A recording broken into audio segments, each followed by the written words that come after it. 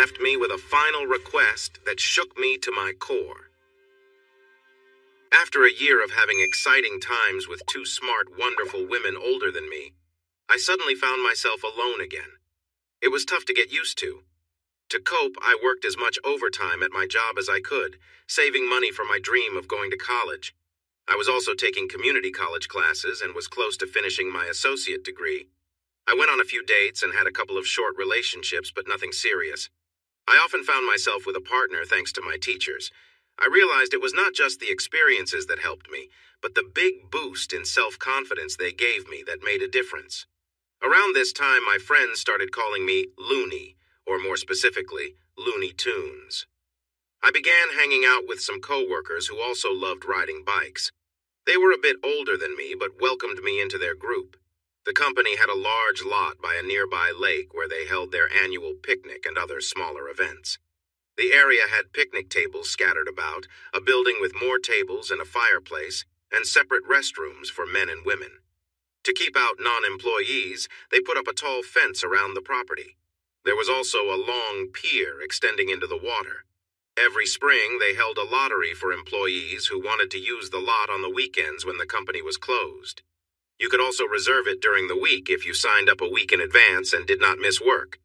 I was lucky and won a weekend in late June. My friends weren't as fortunate, so I decided to invite them along. I had the place from 3 p.m. Friday until 3 p.m. Sunday, and we had to leave it clean and in good shape when we left, or I would lose my chance to use it for a year. We had a couple of months to plan. We decided to keep it simple, with 8 of us and our partners. No kids until Sunday morning. We ordered a keg and gave the partners money for food and snacks. 4 couples were in charge of cooking and cleaning on Friday, and the other 4 on Saturday. Everyone helped out on Sunday. The guys rode their bikes while the partners drove to carry the tents and other gear. On Friday, we all rode our bikes after helping the partners pack the night before. I got the keys at lunchtime, so one of the partners came to pick them up. 3 of them headed straight to the lot and set up a lot by the time we arrived. Since we weren't getting the keg until Saturday, everyone brought their own refreshments for Friday. I bought a bottle of mezcal, which turned out to be a bad idea for me. I tend to make silly choices when I drink it. I managed to get someone to pick it up for me because I was still underage at the time, just shy of 20. Since it wasn't my turn to cook that night, my partner and I just relaxed. We had just finished eating and were starting to feel relaxed when we began talking about motorcycles. I felt a bit sensitive because my Triumph was the smallest bike there. The others had Harleys, big Hondas, and some Yamahas, all bigger than mine. They knew I was feeling uneasy, so they started showing off their powerful bikes. I argued that even though mine was smaller, I could start and stop faster than any of them. Naturally, they laughed and shouted that I was wrong, so fueled by my drink, I made a bet. All right, if you think you're so great, put your money and your bikes on the line. I bet I can start at the end of the pier, shift to second gear, and stop before I reach the end. Who wants to challenge me? Billy spoke up first. You're out of your mind. No one can do that. I bet you $20 you can't. The others joined in with comments like, absolutely, and only a fool would even try. I felt confident I could win. All right, if every one of you puts up $20, I'll show you I can do it. Let's see who is really brave. We went back and forth for about 20 minutes while the girls tried to talk us out of the challenge, but in the end, they all agreed. I asked my girlfriend to hold the money. Don't do it, Jimmy. I'm worried you'll get hurt. I laughed, gave her a friendly pat, and said not to worry. I promised if I won, I'd take her shopping. The pier was the longest I had ever seen, resembling something from the ocean. The founder of the company had it built for fishing tournaments for kids, so it had waist-high rails along the whole length. This kept the kids safe while they fished and played. At the very end, there was a ladder going into the lake for those arriving by boat. Everyone gathered at the edge of the pier for my stunt. Many of the girls were still trying to change my mind when I started my engine and rode onto the edge. Just before I took off, I shouted, "Just to be clear, if I hit second gear and the bike stops on the pier, you lose." I heard a bunch of agreement mixed with laughter in response. I revved the engine a few times and took off. I quickly shifted to second gear and my bike really picked up speed. But as soon as I shifted, I let off the gas and hit the brakes. I didn't expect the fog to make the deck slippery. I quickly realized I wasn't going to stop, so I decided to lay the bike down safely. I felt myself sliding fast, with my leg lifted to kick away when I went over the edge. I didn't want the bike to land on me in deep water. But then, I hit the ladder. As I slid sideways, the bike managed to stand upright against it. When it did, I kept my foot on the seat. I rode my bike up a hill and jumped into the water, landing about 10 feet up and 30 feet out. I went underwater and sank to the bottom, which was probably more than 30 feet deep. It seemed to take a long time to float back up. By the time I reached the surface, I heard the girls shouting that I had drowned. I shouted back, loud enough for everyone around the lake to hear, and swam back to the pier. They had moved the bike and almost pulled me out of the water. I was laughing hard while they told me how dangerous I was. Still laughing, I said, I might be crazy, but I'm $140 richer. This started a lot of complaining, but I reminded them that the bet was I would shift into second gear and stop the bike before it hit the water. I did just that, so the bike stayed dry. Nobody mentioned that I had gotten wet. The girls convinced them to let me keep the money. Eventually, they agreed it was worth it just to see what I had done. Billy spoke up for the group and said, I didn't know it before, but you're really something else. A total character. The nickname stuck, and by Sunday it was shortened to Looney. When we returned to work, everyone heard the story. Someone put a picture of Porky Pig on my locker, and soon I was known as Looney to everyone. A few months later, we all had a few drinks and decided to get tattoos. I showed the tattoo artist the picture I wanted. You know this is against the rules, right? He said. But he went ahead and made the tattoo, taking a picture to hang on his wall. A few months later, my old boss from the grill called me. His cook left suddenly and he needed help for the weekend. I didn't have any plans, so I went in. It was good money. Most people at the dance hall recognized me and remarked on how I had changed. I had gained about 30 pounds and my hair was long. I also had a beard now. When Mr. Williams saw me, he almost didn't let me cook. I had a new bike too. A coworker was going through a tough divorce and he needed cash quickly, so I got a great deal on his bike.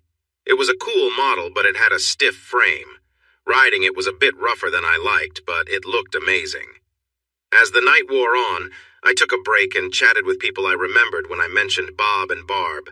Oh, they don't come around much anymore. I heard Bob's health isn't great. I felt mixed emotions about them not being there.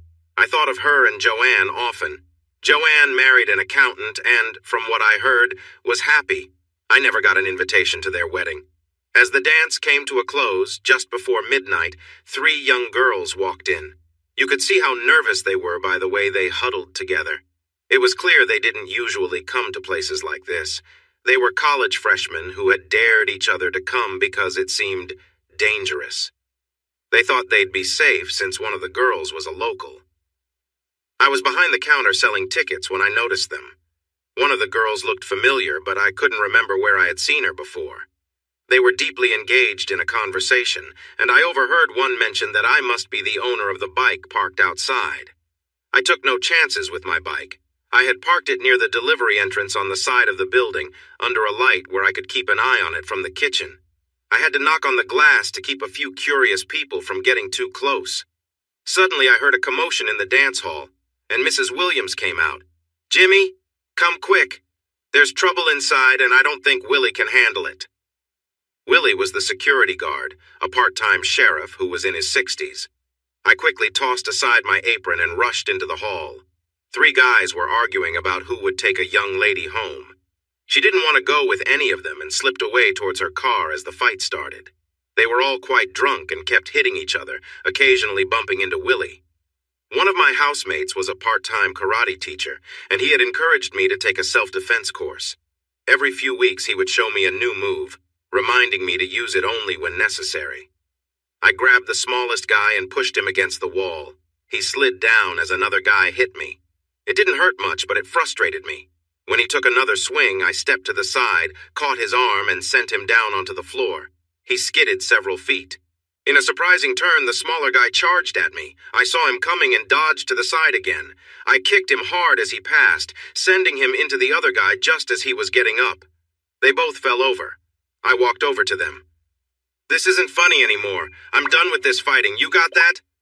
The bigger guy raised his hands. The fun had clearly gone out of him. But it was the smaller guy who wanted to keep proving himself. He got back up and rushed at me again. I was fed up with it. He managed to hit me lightly before I reacted. I had gained some weight, but it was mostly muscle from all my hard work at my job. I slapped him hard across the nose, and it threw him off balance. Then I quickly pushed my hand just below his chest, making him gasp for air. Willie returned. He had managed to handle the other guy and sent him out of the building. He held his nightstick, and I knew the guy had probably received a few taps to remind him how to behave. Willie pointed the stick at the other guy and gestured towards the exit. The small guy was still on the ground, struggling to breathe, so I grabbed his feet and started pulling him toward the door. As we moved outside into the lower area, there was a small step down. Then, as we continued, we went down 2 more steps onto a concrete porch. 4 steps led down to the gravel parking lot. I dragged him all the way to the lot, and I'm sure being pulled across the gravel wasn't a pleasant experience. Naturally, everyone from the dance hall followed us outside. While dragging him through the area, I suddenly realized why one of the college girls looked so familiar. I glanced over and smiled. "Hi, Cece, it's nice to see you." The expression on her face was unforgettable. I went back inside and Cece approached me. I thought she was going to hug me when one of the other girls held her back. "Let him clean up, Cecilia. You don't want to get any marks on your dress." I rubbed my cheek. One of the guys I had faced must have had a ring, as I had a noticeable scratch. "Ladies, excuse me for a moment." I went to the bathroom to clean my face. Luckily, I was wearing a black t-shirt, so the marks didn't show on my clothes. I took down my ponytail, combed my hair and beard. I wasn't perfect, but I looked presentable. The grill had closed, and Mrs. Williams and the busboy were tidying up the kitchen. She urged me to leave. "We'll finish up here. I think your friends are waiting for you outside. Thanks for helping Willie. You've always been kind, but I just saw a different side of you. Maybe we should hire you to assist Willie." Cecilia and her friends were sitting in a booth and waved for me to join them. The small brunette began the introductions. "Hi, I'm Beth. This is June, and I'm sure you remember your old classmate." Old classmate? We had never dated. I was from a working-class family, and her father was wealthy, part of the social elite. We had never mixed much. She was 2 grades behind me in school, but we had lockers next to each other. She was very shy. I spoke to her between classes, and we formed a casual friendship. At nearly 6 feet tall and very slender, she faced a lot of teasing, even though her dad was rich. Once, I walked her to her class to protect her from a mean guy. I asked him politely to leave her alone, and I guess he got the message, as no one bothered her again. Not fully understanding the situation, I decided to go along with it. "Hey there, you really look nice tonight." And she did look nice. The skinny girl I knew in high school was gone. She had grown up and filled out nicely. I leaned in to give her a kiss on the cheek, but she surprised me by turning her head for a kiss on the lips. I noticed a hint of something strong on her breath. "Hi there. I've really missed you," she said. The other 2 girls laughed out loud. Cece patted the seat next to her and I sat down. She held my hand tightly like it was very important to her. June started asking questions. "What's with the Cece? We've never heard her called that.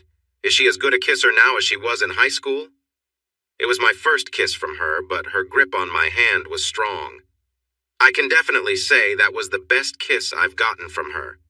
I guess she's had some practice since I last saw her, and Cece was my nickname for her. I felt her relax her grip, so I must have said the right thing. Beth burst out giggling again. "You're joking, right? The Virgin Queen?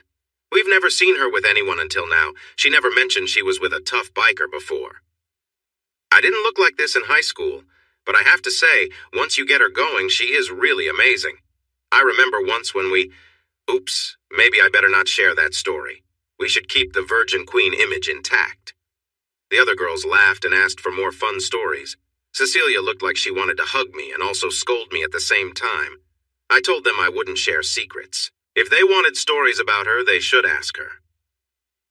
After a little while, I excused myself to check on Mrs. Williams and ensure everything was closed up for the night. When I returned, the girls were gone. I asked the busboy where they went, and he told me they had left. I shrugged. Maybe it was just a silly fantasy. What I didn't expect was to see Cece leaning against my bike. "Where are your friends?" I asked. She looked down at the ground. "I told them I was going home with you, so they left." That was surprising. "Are you?" "Am I what?" "Going home with me." She looked a bit unsure. No, I wanted you to take me home. I was tired of being the good girl in our group. Tonight will definitely lead to some interesting talks in the dorms when I get back to school. Thanks for helping me out. It was worth it, but nothing is free. There's a little cost. She looked more worried now. It had been 3 years since she talked to me, and she didn't know what I might be like now. She started to plead. Please don't make me do anything. I want to wait for my husband. Please, Jimmy. I admit I enjoyed teasing her a little. Let's see, what could be a fair price? I got it. I'll need a kiss as nice as the one I got earlier and then another when I drop you off. How does that sound? The grateful look she gave me made my night. That's it? A few quick kisses? You drive a hard bargain, but fine. Before I knew it, she pulled me close, wrapped her arms around me, and gave me a big kiss that seemed to go on forever. I could tell it made an impression on her because she leaned against me a few times.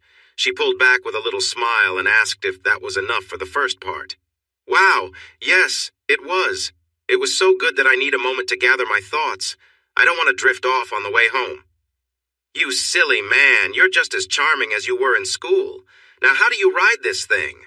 I was glad it was nighttime. She had to adjust her dress, just to sit properly. No peeking now, she said with a playful tone. You think I won't look? Nice outfit. I've never seen anyone blush so much. It was a nice outfit, though pretty revealing. I have to wear this with this dress so it looks right. Please don't stare. No way I was going to miss that. You could always go without. Now she was just about glowing. Stop teasing me, please. I decided to ease up. Okay, here's how to ride a bike. Stay still. If you move, it can throw us off balance. If we hit a curve and you wiggle, we could fall. Don't try to talk, just lean against me and hold on. I gave her my jacket and a spare helmet. My bike was loud, especially in the quiet night. I started slowly to ease her fears. She was tense at first, but I felt her relax after a bit. The only awkward moment came when a car full of kids pulled up beside us, laughing and shouting. Her dress flared up as we rode. If someone was behind us, they got a clear view. I could sense her embarrassment against my back. I accelerated a little to get away from them. Her dad had a farm, but he didn't work it because of his businesses. He just liked living there. As soon as I turned off the bike, the porch light flicked on. She jumped off the bike and started adjusting her dress. Her father stepped out, looking really serious. Cecilia, who are you with? Dad, this is Jimmy Wilson, a friend from school. He gave me a ride home. It was clear he didn't approve. Thank you for bringing my daughter home, Mr. Wilson. Cecilia, get inside. Well, that went over well. I didn't get the rest of my reward that night. I was surprised by the phone call I received the next day. One of my housemates shouted that a girl was on the line for me. I answered it. Jimmy, is that you? I didn't recognize the voice. Yeah, who is this? She sounded a bit annoyed. It's me, Cecilia. What are you doing right now? This was unexpected. Just hanging out. What about you? Listen, I'm at the Burger Barn with my friends. They still don't believe we were together. Can you hop on that cute little bike and come over here, please? They probably don't believe it because it never happened. Are you embarrassed to have me come to your house? I wasn't in the mood to be nice. After a moment of silence, she said, I'm sorry about my dad. I'm his little girl, okay? She laughed and continued, That's why I want you to meet me here. I kind of made them think I had to sneak around to see you. Please? I was about to say no, but changed my mind. Okay, I'll be there. But when I arrive, I expect the rest of what you owe me from last night, got it? I could hear her relief. Get here in 30 minutes and I'll give it to you with a little extra. Hurry. I didn't break too many traffic rules, but made it there in 25 minutes. They were outside with milkshakes. She jumped up and grabbed me as soon as I took off my helmet. She must have hugged me for a long time before letting go and pulling me over to her friends. They want a ride. Will you take them? Like I was going to say no. But first, we had a little chat. Only 20 minutes. No funny business. He's not just anyone. Do you understand, Beth? They both nodded. She then turned to me. And you. I know how quick you are with your hands. Behave yourself or there will be consequences. Now go have fun. She was really getting into this pretend girlfriend role. June seemed okay, but was quite nervous. Beth really got into it. She tried to move in closer to me a couple of times, but I stopped her. We stopped for gas, and I gently scolded her. She laughed. "Oh, come on! There's no way the professional nice girl could be with you. This is just a joke." I felt annoyed and gave her a hurt look. "She might surprise you, and she's great to be with. She has to sneak around because her dad doesn't like me. You're supposed to be her friend, so give her a break."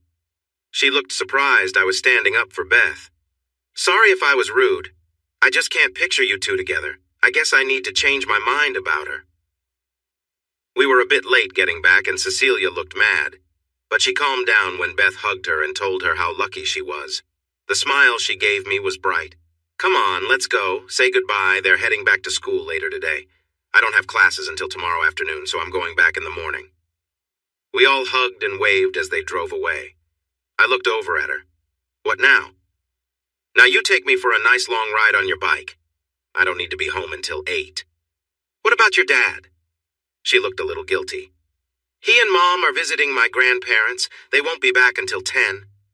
I didn't ask more questions. "Where do you want to go?" When she said surprise me, I decided to take her somewhere special. I drove on some winding roads. She felt tense for the first 15 minutes, but then she snuggled closer and relaxed. After about 40 minutes, I pulled into a small bar I knew. I saw most of my friends' bikes outside. She seemed nervous. "Where are we?" "Relax, it's just a place I like to hang out. We can have a drink, play some pool, and I'll introduce you to my friends. It'll be fun." "What's wrong? Never been to a bar before?" Her expression said it all, and I couldn't help but laugh. "I thought you were all about college life. Don't college kids hang out in bars and have fun all weekend?" She lowered her head. I took her hand gently. "Come on, nothing will happen to you. If you don't feel comfortable in a few minutes, we can leave, okay?" She nodded but kept holding my hand. We went inside, and of course, my friends noticed right away. "Hey, Looney, who's this? Is she okay? That's the only reason I can think of for her to be with you." I shot back quickly. "Come on, guys.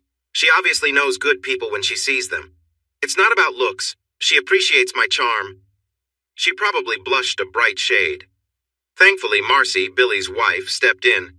"Hey, stop it. You're making her feel bad. Just because she has a unique taste in friends doesn't mean you can tease her. Come on, sweetheart, sit with us." Marcy took her to the table with the other women. I noticed she started to relax a bit. She even looked over at me and smiled a few times. I sent a round of drinks to their table and left them to enjoy themselves. A few minutes later, she came over to me at the pool table. I sensed her soft touch on my back. "Are you having fun yet?" "I am, actually. Do you like my new look?" She had talked to Marcy about her tangled hair from the bike ride. Marcy had given her tips and helped her style it in a braid. The bar sold shirts with their logo, and she had bought one to wear. "You look great. A real biker girl." She lit up at the compliment. "I wish my friends could see me now." I got an idea. The bar had an old camera they used when someone did something funny or silly. They took pictures and put them on a wall for fun memories. I spoke to the bartender, and he put fresh film in the camera. For the next 45 minutes, we took pictures of Cece, capturing her joy and laughter. Cece on my bike, Cece hugging me, Cece sitting on the table with a drink in her hand, a few of us sharing soft kisses. Some others were hugging my friends, especially the tougher-looking ones. A group of girls in bar t-shirts showed their midriffs as they posed for pictures. Cece was in the middle, and her shirt was lifted a little. We took 36 photos. I put the film in my pocket, promising to send some pictures to her dorm when they were ready. I could have had her pick them up as she left town, but I wanted to see them first. After a couple of hours, Cece seemed a bit tipsy, so we decided to leave. I had driven drunk girls on my bike before, and it could be risky. I did not know it was Cece's first time drinking more than one beer. We headed back to the burger barn for a snack. She was excited about her new experiences and needed to settle down a little. I took her home around 7 so she would be clear-headed if her parents returned early. She didn't let me into the house, so we sat on her porch swing. She rested against me with her eyes closed. "Thank you, Jimmy," she said softly. "For what?" I asked. "For last night and today. You've really lifted my spirits. I've had such a great time with you." I couldn't help but let a little sadness show in my voice. "I had a great time too. It's a shame it wasn't real." She sat up and lightly punched my arm. Last night may not have been real, but every moment after my friends left was. It was the best date I've ever had. Don't doubt that for a second. She shifted a little. I owe you some kisses for today, and I always repay my debts. We shared some sweet kisses. I was caught up in the moment, being close to her. She pulled back for a moment, but then leaned in again, smiling. I took that as a good sign and continued to kiss her. She giggled softly as we enjoyed the moment. It all came to a halt when I reached for her waist. She pushed me away. No! She pulled back more firmly. Can't blame me for trying. I told you the only one I will give myself to is my husband. I was trying to listen, really. But I was still a little distracted by the moment. It finally sank into my mind. I apologized, and I meant it. I also warned her that if she let guys get that close again, she might meet one who wouldn't take no for an answer. Nobody's ever gotten this close to me. I'm feeling really restless right now and just need some relief. Suddenly, I remembered something Barb said about how a good partner can be really helpful. Cece, I can assist you with that, and you can still keep your innocence. What are you talking about? If you get me out of my jeans, I know what will happen. I would keep my clothes on. It would be gentler. You would feel better and still remain untouched. She seemed surprised, and I was teasing her a bit. That's a bit much. Her response was weak. I was playful in my advances. No, it's not. It's a beautiful way to share closeness. It shows I care about your pleasure. She hesitated for a moment. What would you want in return? Nothing. But if you wanted to share something back, I wouldn't mind. This genuinely surprised her. I'm not sure I could do that. You don't have to, okay? I had gently undone her jeans, brushing just above her waistband. After a moment, she stood up, took off her jeans and undergarments, and kicked away her shoes. What happens next? I grabbed a pillow from the big wicker swing we were sitting on and placed it on the floor. I arranged the rest and had her sit down. Kneeling in front of her, I began to tenderly touch her legs. She was trembling. Whether from fear or excitement, I wasn't sure. I started with light kisses at her knees and worked my way up, being gentle and careful. I noticed her breathing quicken as I got closer. When I reached her legs, I kept it gentle and made sure she felt comfortable. She seemed a little uneasy, but I encouraged her. It felt good to see her excited. She started to express her feelings, whispering encouragement. I knew when she was close to an important moment, so I shifted my focus, being attentive to her needs. It was clear she was feeling something powerful, and I wanted to ensure the experience was good for her. Afterwards, she seemed overwhelmed with joy and relief. Wow, I should have done this a long time ago. I embraced her and replaced the cushion we had used. I felt quite happy, but I also knew I had to keep my promise. After some time, she leaned in and kissed me, which surprised me, and it felt sweet. What's that about? I asked. I think I taste a bit sweet. Did you notice? Like something delightful. I could get used to this, she said with a laugh. More giggles filled the air, and she glanced at me with a playful smile. We shared a moment of warmth and connection, talking and enjoying each other's company. She seemed curious, asking light-hearted questions, and we both laughed at the funny turns our conversation took. So, is that really true? She asked, eyes wide with genuine curiosity. Do people actually talk like that? Apparently, I replied, grinning. We continued talking, our conversation moving from one funny topic to another, making each other laugh. At one point, she asked more questions about things she'd heard from others or seen in movies, finding it all amusing yet a bit puzzling. By now, we were both laughing so much that it was hard to keep a straight face. She leaned in closer, still full of questions, but her tone remained light and humorous. Suddenly, we heard a sound from inside the house. The phone was ringing. An answering machine picked up, and we heard her mother's voice. Sweetie, Cecilia, are you home? We're heading back a little early. Should be there in about 20 minutes. Could you put on a pot of coffee for us? She sat up quickly, a bit surprised by the sudden interruption. We looked at each other, both a little startled, but laughing at the timing. Oh, no, she said with a grin as we both quickly straightened up, chuckling at the whole situation. She paused for a moment, amazed. Then she jumped up and shouted, Oh, no! Get your clothes on and leave! I have to change, make some coffee, and shower! I found it funny and laughed while I fastened my belt.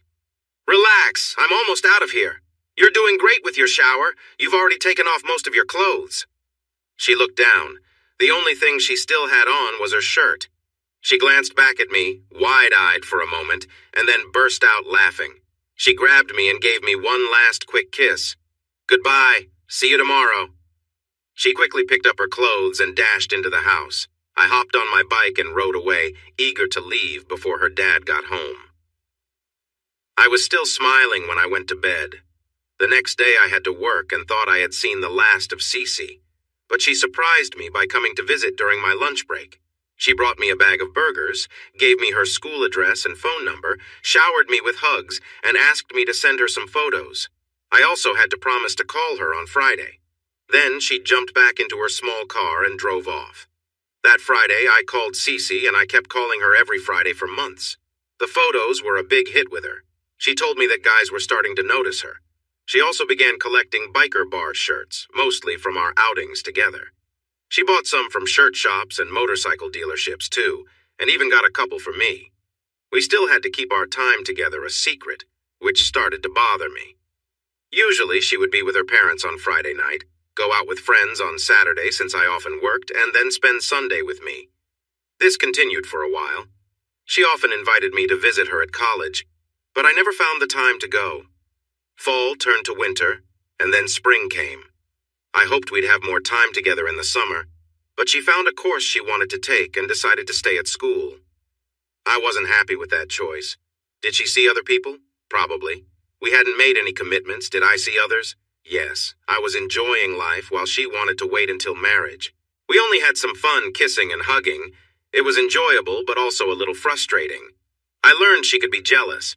One weekend, she said she wouldn't be home, but then her mom convinced her to attend an event. I tried to call her, but I had other plans and spent the weekend with someone I met through friends. We were at the burger barn when she saw us pass by on my bike. The woman I was with was attractive. When she went by, she was wearing cut-off jeans and a top. Marcy told me that Cece marched into the bar on Sunday looking for me. I wasn't there because I spent the whole weekend with my new friend. Marcy mentioned some unkind things about me, but she waited for 2 hours for me to show up. I felt bad for missing her, but she said she wouldn't be free. I took her word for it. When I heard she talked badly about me at the bar, I decided not to call her the next Friday. The saying about a woman scorned came to mind when she walked into the dance hall the following Saturday. I was in the kitchen when she asked for me. Mrs. Williams, who managed the dining area, came to tell me she was there. It was still early in the evening and I was busy, so I said it would take some time, but I would come out as soon as I could. After about 40 minutes, I realized she looked upset. She started to talk, but I interrupted her. "Not in here, it's too hot. Let's go outside." I didn't wait for her to reply and walked past her. We stepped around the side of the building where I parked my bike. I took a seat on the steps and looked up at her. "How are you, Cecilia?" She didn't like when I called her that instead of Cece. "I'm angry. Where were you last Sunday? I was waiting for you at home." "You said you wouldn't be home. I made other plans. You returned Friday but didn't let me know until Sunday morning. I don't just wait around by the phone hoping you'll call so we can meet secretly. I like you, Cecilia, but we haven't promised each other anything. So what do you want?" I think she wanted me to say sorry, but I was being honest. She stood up and brushed off her jeans. "Maybe we shouldn't see each other if this is how you feel. I don't want to be a distraction in your life." She still looked like she expected an apology, but I don't think she knew what for. It didn't really matter to me anymore. "Thanks for understanding. It was fun, but not meant to be. You're really pretty, and I understand why you wouldn't want to be seen with me in public. I hope the man your dad picks for you is good enough. Goodbye, Cece. I will miss you." I gave her a quick kiss on the cheek and went back inside, locking the door behind me. Cecilia didn't take the rejection well. She knocked loudly on the door and yelled for me to come out. When I didn't respond, she made a scene in the dining room. Mrs. Williams warned her that if she didn't calm down, she would have Willie escort her away and call her father. That threat made her quiet. I could hear her from the kitchen. She seemed really upset when she sent me a message through Mrs. Williams. "You tell him he can't just walk away from me. This isn't over at all." Then she went outside and knocked my bike over. I was really angry. Who did she think she was? I missed her, though. But I tried to move on with my life. I dated, hung out with my friends, and worked as much as I could. I graduated from my community college.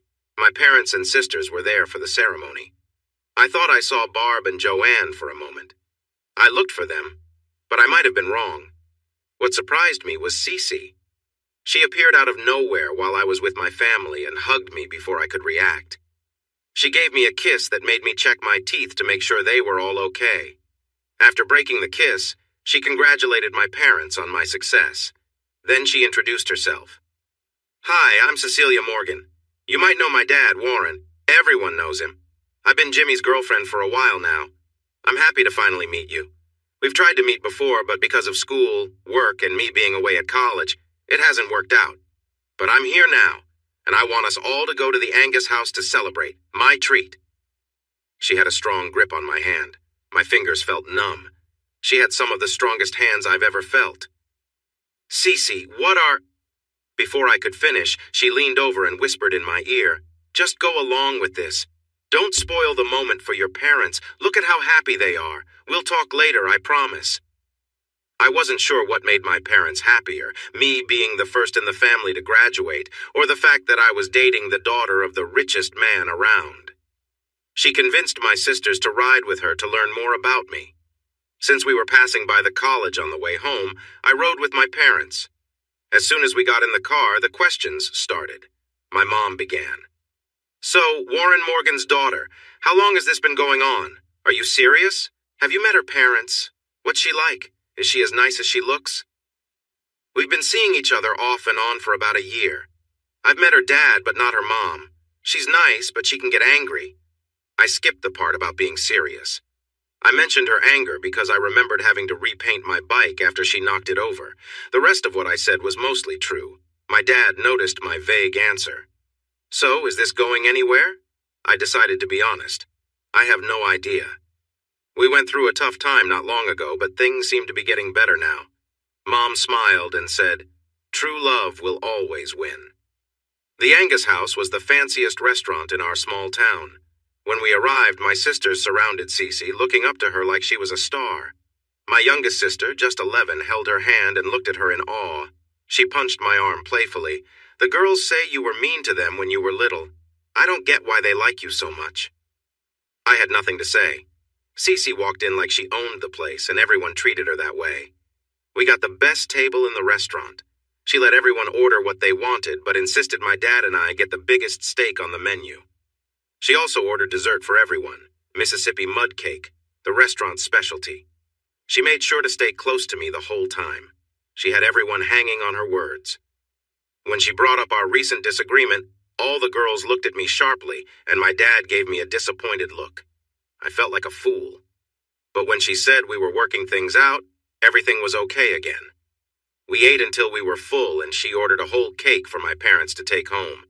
When we all got into the station wagon, she kissed everyone goodbye, even my dad. They were all big fans of Cece. We stood by her car and waved as they drove off. As soon as they were gone, I tried to pull my hand away, but it felt like she had it stuck there. "Give up, Jimmy. I'm not letting go until we talk." I scoffed. "Talk? About what? You want your secret toy back? Those college guys not doing it for you? What do you want, Cece?" She was genuinely upset and started to cry. "I was wrong, okay? I was not nice to you and took you for granted. When we go out again, you need to pick me up at my front door. My dad will shake your hand and my mom will check you out. Next Saturday at 7 o'clock, and don't be late. Just one thing, please drive your car. The bike might be too much for our first official date.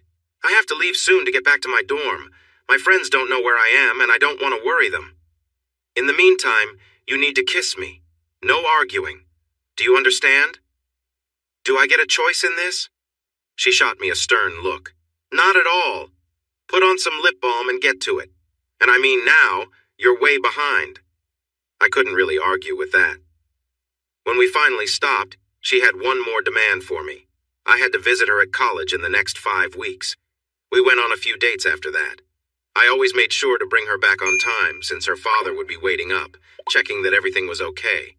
He looked pretty unhappy, but he didn't say anything. 2 weeks after our last date, I drove to her school, Mountain State University. It mainly focused on teaching, with a bit of engineering and a decent chemistry program. I took some vacation time from Thursday to Tuesday.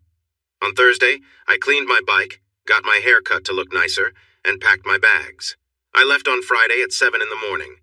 Cece had told me that her last class ended at 1 on Fridays, and she usually returned to her dorm by 2:30. The drive was just under 4 hours, but I planned to stop for breakfast. Maybe I was nervous because I got to her dorm by 12:45. She had no idea I was coming, so it would be a big surprise. Her dorm was an old motel off campus. It had closed down when there was a need for more housing, so the university bought and fixed it up. It was a large 2-story building with a big courtyard in the back. It was for girls only, but sometimes boys stayed over. It was May, just before the end of the school quarter.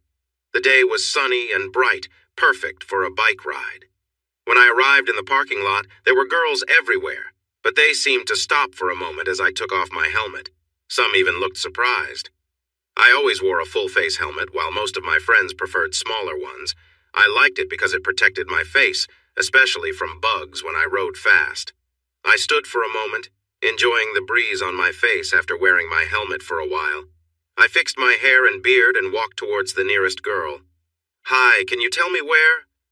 That was all I said before she gasped and ran away. Maybe she didn't live here. I knew Cece's room number 204 was on the second floor. I looked up and saw room 210, so I started up the stairs. The girls moved aside as if I was carrying something scary. I knocked on room 204, hoping she might have skipped class. The door opened, then quickly shut again. Moments later, it opened just a little with the safety chain still on. A petite blonde peeked out. "Can I help you?" I tried to smile reassuringly and asked for Cece. "Who?" I realized my mistake. "I'm sorry, I meant Cecilia Morgan. I'm Jimmy Wilson. She invited me up for the weekend. Is she here?" "You're Jimmy Wilson? Wow, I thought she made you up." She was about to take off the safety chain when she hesitated. "Show me your tattoo." "Why?" "Because she told me what it was. That way I'll know if you're real." It felt unusual, but I rolled up my sleeve. She seemed satisfied, but still a bit nervous. I thought it would be best to go to a restaurant or bar to pass some time. I told her I would return around 3. "Wait, you caught me at a bad moment. I thought you were one of the girls. We usually wear comfy clothes at home. Go down to the courtyard. I'll be there in a moment." I assured her she didn't need to change just because I was around. She blushed and shut the door in a hurry. They gave me my own table and sat as far away from me as they could. A few minutes later, she joined me. I reached out my hand. "You must be Amy. It's nice to meet you." She took my hand. "It's nice to meet you too. We all thought my roommate made you up. You and the Virgin Queen? That's her nickname." She laughed. It was nice to hear. "Looney Tunes and the Virgin Queen. Sounds interesting, right? Did you really almost ride your bike off a pier?" I told her the whole story. Her laughter was delightful.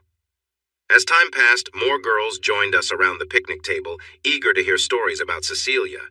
They were amazed when I shared how she once got mad at me and kicked my bike over. Amy asked my age. I mentioned I had just turned 22. Hearing this, the girls wanted me to buy them drinks. I tried to excuse myself politely. "Sorry, girls, I don't know where the store is." They all offered to help with directions and even drive me. But Amy finally spoke up. "Hold on, everyone. Do you want to get in trouble with the Virgin Queen? She's tougher than she looks. But as her best friend, I'll go with him. You all stay here and wait. Remember, no boys. At least not until we're back. Come on, Looney, let's go. Oh, we're taking your bike." "Sorry, my bags are full. We'll have to take yours." That was all I managed to say before 4 girls started unpacking my things. I worried they might tip over my bike. Amy told them to put my stuff on Cecilia's bed. Even at a college far away, I couldn't escape my nickname. We set off together.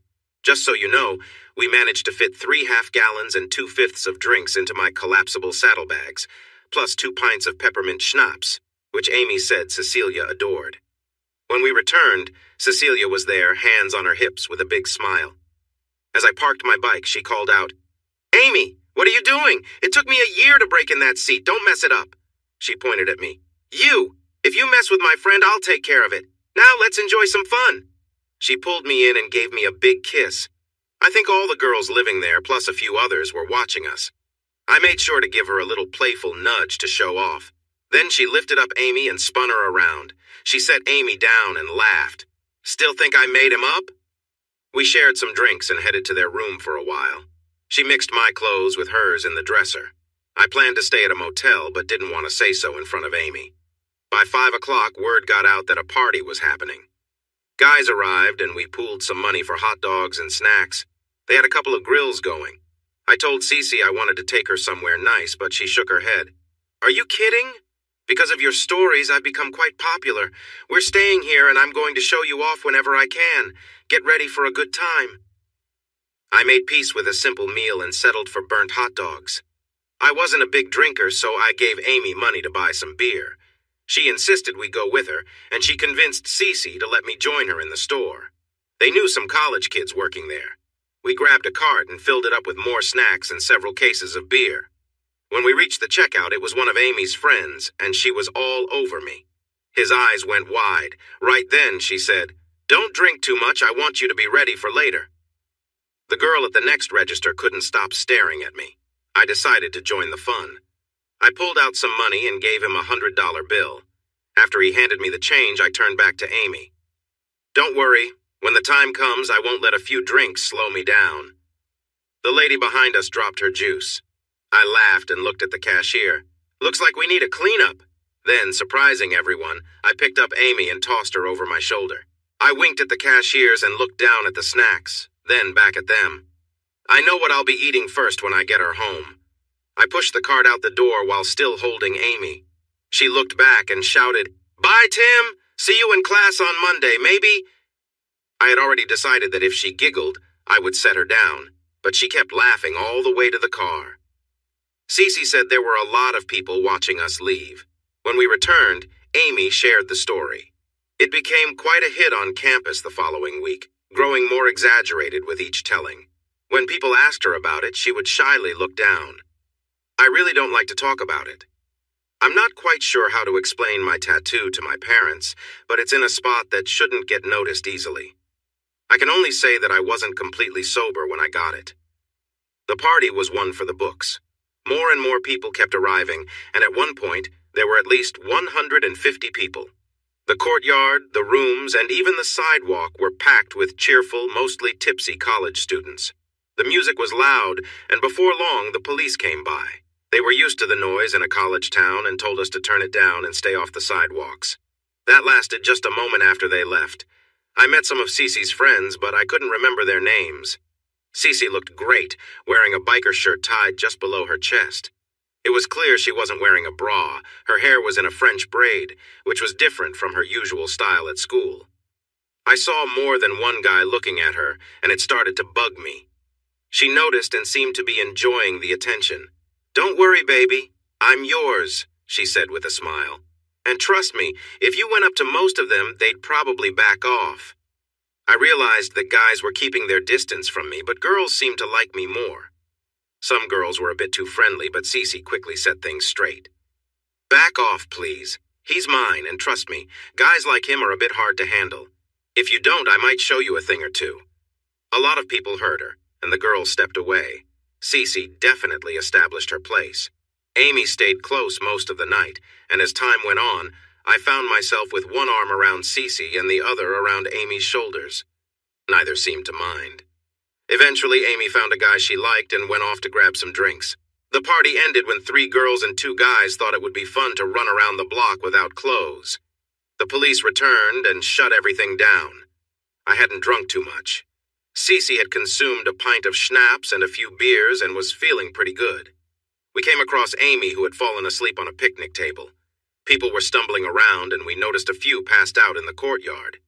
Unsure of who belonged where, we decided to leave them. Amy was small, barely 5 feet tall and around 100 pounds, so for the second time that night, I put her over my shoulder. We went back to the room, saying goodnight to others as we passed.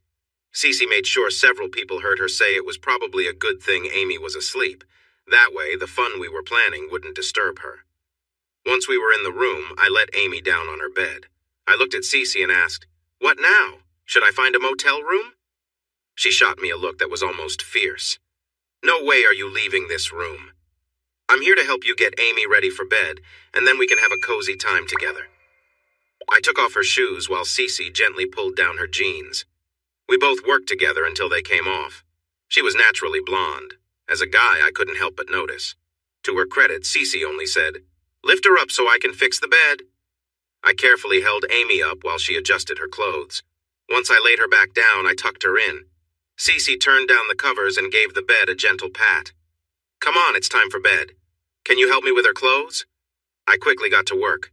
Her jeans came off easily. She had the same underwear on from the night I took her home. She had mentioned wearing them just for me.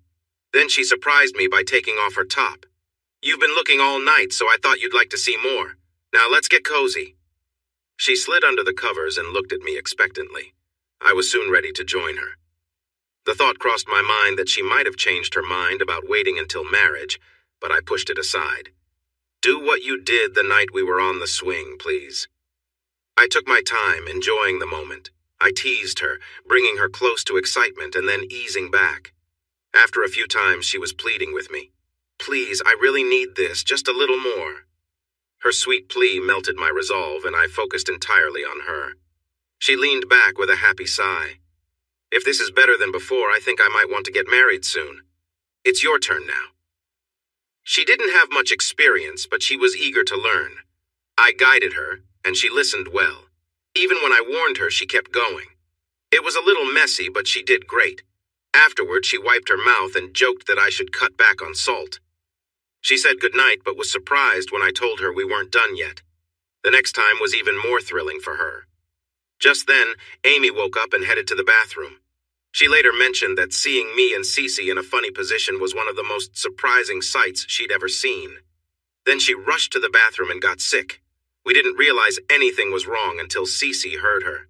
Oh, poor girl, she said, getting up to help. She called me to join her. I went in quickly, too. Amy didn't make it to the sink. The bathroom was a mess, so we worked quickly to help her. We carefully got her cleaned up in the shower. After drying her off, Cece made her take some medicine and drink water. We tucked her back into bed just in case she needed to rest again. When we laid her down, Cece commented, "She really is lovely, isn't she?" And she was. Small and delicate, with a beauty that stood out. She had been a swimmer in high school and still had a nice figure. I could sense her thoughts. Yes, she is, but she's not like you. It's like comparing a fairy to a goddess. She was gently moving back and forth against me. Nice answer. Now let's go back to bed. I need to sort this out. She reached around and touched me. She did help me feel better, but unfortunately she was still inexperienced. Early the next morning, around noon, people started waking up. One of their friends knocked on the door to invite us for breakfast. We didn't think to lock the door, and when we didn't answer, she opened it, eager to wake us up. I was lying on my stomach. Cece was sprawled across me with her back to the door. Amy was curled up on her bed. None of us were covered, and we were all still in our PJs. She gasped in surprise, left the door open, and tried to wake everyone. I felt like we were part of a funny show. I finally woke enough to hear them talking. I hope he turns over. What did I have to lose? I stirred and rolled over. I was feeling awkward. There were 5 girls standing in the room who ran out laughing. This was turning into a wild weekend. Cece mumbled but didn't wake up. They had all drank a lot more than I had the night before, while I felt pretty good. I covered both girls and went to take a shower. After that, I went out to find breakfast. I asked one of the girls if there was a Denny's or IHOP nearby. The 2 next door offered to take me, so we left. I bought them breakfast and got something to go. We were probably gone for just 45 minutes. IHOP was just down the block. They were still asleep when I got back. I laid out breakfast on their small table, found a coffee maker, and started it up. I found some juice in the fridge and poured each of them a glass. Going to Cece first, I nudged her awake with a gentle nudge and a kiss. I pointed to the table. She got up, used the bathroom, and came out wearing a shirt. Food first, shower later, she mumbled. The smell of coffee woke Amy. She sat up, stretched, and wished us a good morning. Glancing down, she noticed she was in her pajamas. Surprisingly, she didn't panic. She grabbed some clothes and headed to the bathroom. She came back and sat at the table. I placed a cup of coffee and juice in front of her and stepped back. No loud talking, please. Let me wake up. I'll want to hear about last night later, but not yet. Could I have a glass of ice water, please? I got Amy the water and some more Tylenol, then stepped outside. It was another beautiful day. While I sat at the picnic table, the girls from next door came over and apologized.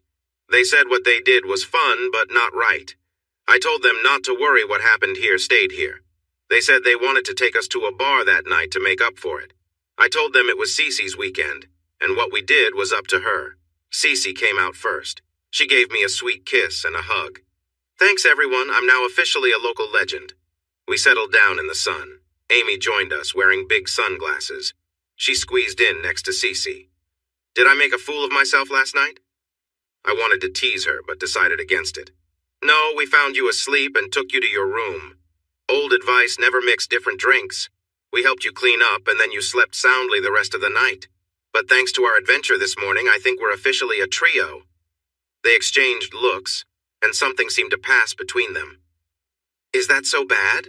Amy asked, hugging Cece. I shrugged. Not for me. I won't be staying here, but it might be a bit tougher for you. Some guys might be more forward with you, and so might some girls. Cece sat up and smiled. If they do, I'll tell them to leave our friend alone. After all, you're always just a call away. This was not the talk I expected at all. By 4 o'clock, everyone in the dorm started to feel human again. Room 402 was becoming a gathering spot. Cece told me she had never seen so many people stop by before. At 1, everyone was swearing they would never drink again if they were just allowed to get through the day. But by 5, plans were already being made for what bars to visit. Such is the energy of youth. Cece's friend Beth arrived, saying she had to see it to believe it. Every time I sat down, Cece was on one side and Amy was on the other. They said it helped keep the rumors alive. Her eyes were wide. Girl, I've been hearing wild things. Some of it might just be true. Cece didn't confirm or deny anything. I didn't help when I joked about wishing she could join us, but I didn't have a free hand at the moment. Amy just hugged me tighter, saying she wouldn't give up her spot. Beth left with a smile and a shake of her head. Amy, Cece, a girl named Flower, and Jan began planning our night out. Jan and Flower wanted to go to a new bar, but Amy was unsure. Cece, as the tiebreaker, said she hadn't felt scared in any bar as long as I was with her. That should have raised a flag for me. Before we did anything, I wanted a good meal. Burnt hot dogs and pancakes weren't enough to keep us going after 2 days. They suggested Chinese food. It was tasty, but a bit expensive. Cece insisted on paying and made a fuss about it. When I picked up the bill, I told her no, and if she didn't stop, I might have to playfully scold her. 3 mouths dropped open, and Amy just seemed bored, suggesting we take the food back to the room. Cece wanted to pay because her family was well off, and she knew I was still saving to go back to college. Holding on to my dream of becoming a teacher, I had to budget carefully. I worked full-time and did extra hours whenever I could. I also had a part-time job at a grill on Friday and Saturday nights. This helped me save up $11,000, enough for a year of college back then. I planned to enroll next year and hoped to find a good part-time job once I started. This trip was the first break I had taken since high school, and I was ready to enjoy it with some money to spend. We decided to go to the Black Dog Saloon. It was a place not recommended for college students. It was more of a working-class bar with some bikers around. It felt like my kind of place with its local vibe.